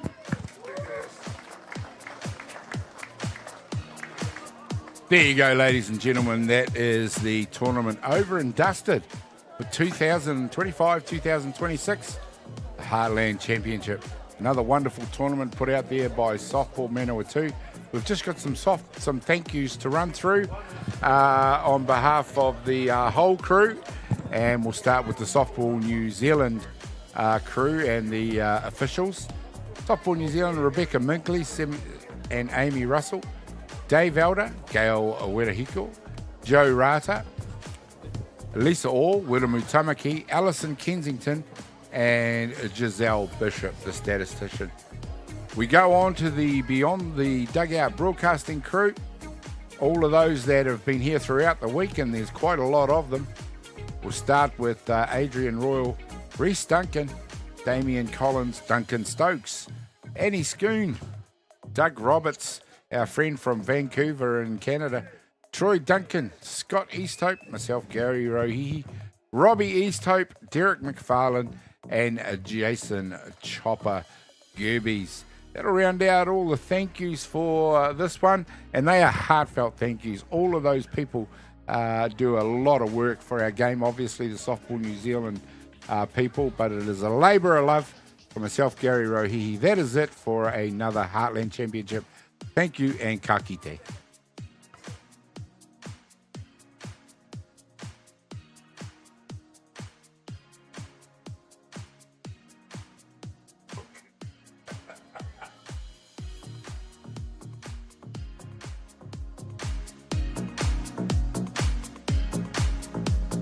Yeah, he certainly is. He's played a lot of...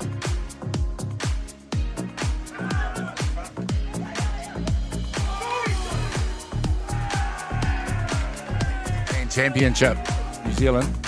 Oh, it's a hard hit. It's gone out towards the centre field fence. And it is taken out there in left field, it is. This one, a pop fly into the outfield. There's runners converging on it. It's the centre fielder out there who's going to take it. This is a high hopper to third base. Does a good job to wait for it. Base is out. Wow, it's close play. As we see the replay here, nice little slow-mo of the third base taking the ball, getting up and throwing. And apparently, prior to the runner making the base. Yeah, we didn't get to. Rahina gives it another go this time and does a great job. Picks the walk for Manawatū. There we are, the first base runner, Gary. Ash, pro at-bat in his first at-bat here. This time he's flied one out. It's going into shallow outfield. It finds the grass. And there we go. Runner makes it all the way around to 3. Ethan Lance up to bat now. The catcher for Manawatū. This one's hit hard. It's infield. It's going to score 1. Here comes the runner around from 3. It's going to score 2. And we just warned up. This time it's a deep fly ball out to centre field. It's going to be comfortably taken out there. It is indeed.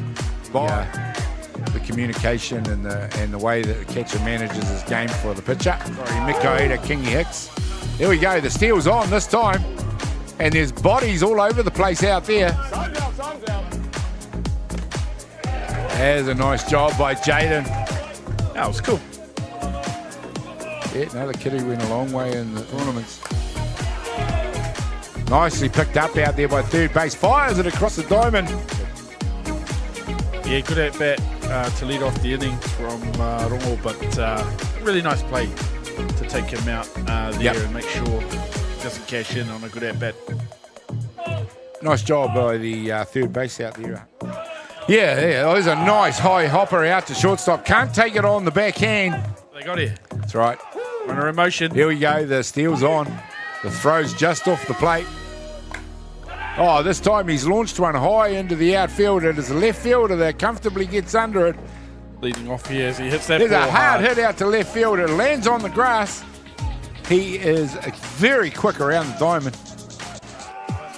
Situation like this. There's a nice hit to first. Narimu manages to do it and does a fine job in recovery. Way across the 3. There's a nice hit. It's a high hopper over third base. It's going to score the run. And this time it's Tahi who gets the job done. This one's gone high. It's going to come down out of the blue sky. It's going to be one of those ones that is made to look good.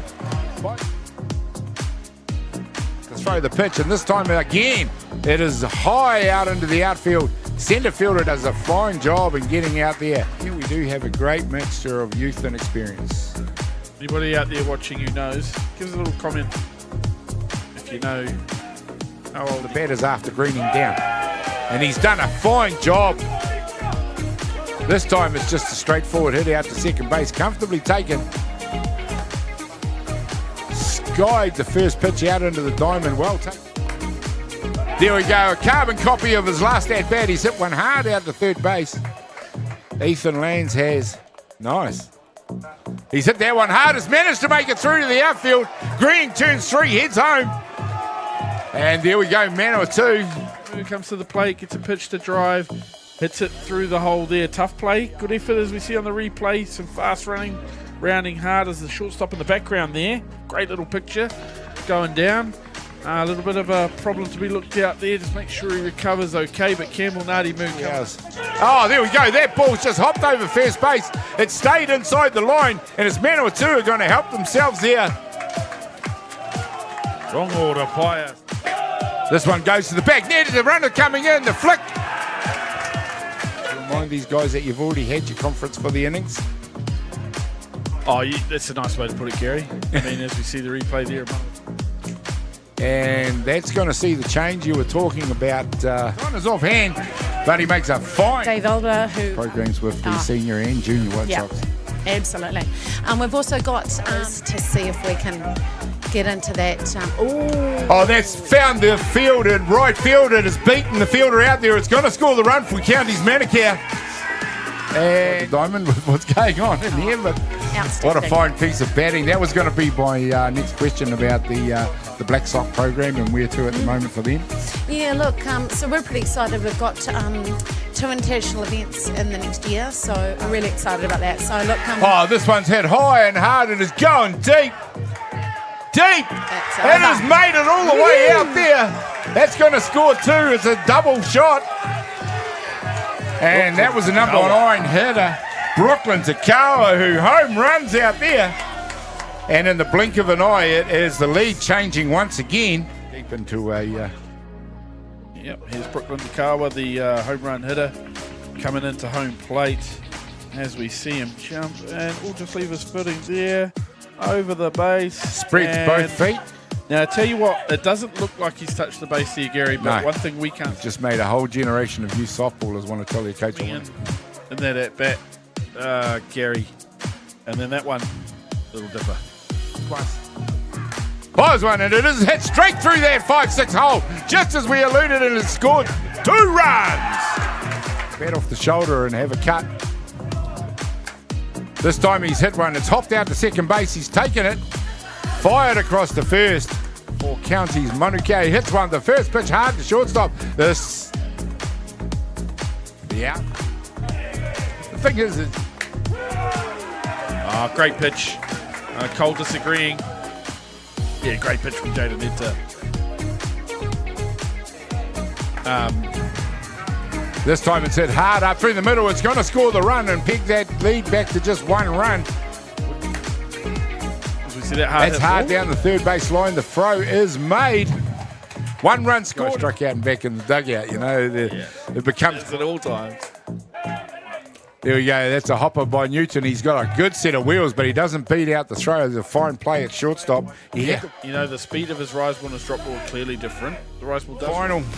Up to bat will be Mikaeli Kingi Hicks, who will come in and lead off. A great part of their order that's been productive. That's a great pitch. This time he's put the bat on it unintentionally, but it's gone out front. There we go. Oh.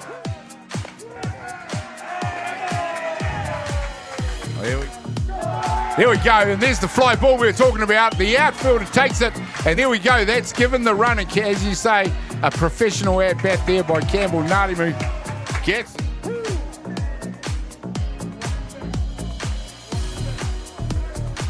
been a few look backs from batters coming to do the batting.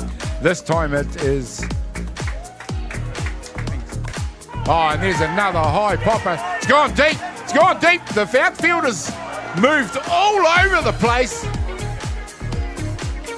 And in the end has taken the catch. Ladies and gentlemen, the one run we thought was needed as an insurance by Manawatū is scored. Difference anymore? Well, could it all of a sudden become the difference? Very high. Outfielders coming from a long way. There goes the runner. And as you... Number 40, Cole McWilliams up to bat. That was number 41. Tahi that hit that? Oh, Cole McWilliams is... Man. Oh, what a job by hitter. Dot. That is 5. There's a high hopper. It's foul. This time pulls the strings off. This time it's a slow hopper down to Ngārimu. Touches the plate and Manawatū win the ball game. Have got the job done over Counties Manukau. We'll just let the celebration speak to itself for a minute. You knew it was coming. Well, ladies, I'm incredibly impressed by that game. Wonderful tournament we've enjoyed out here, Scotty.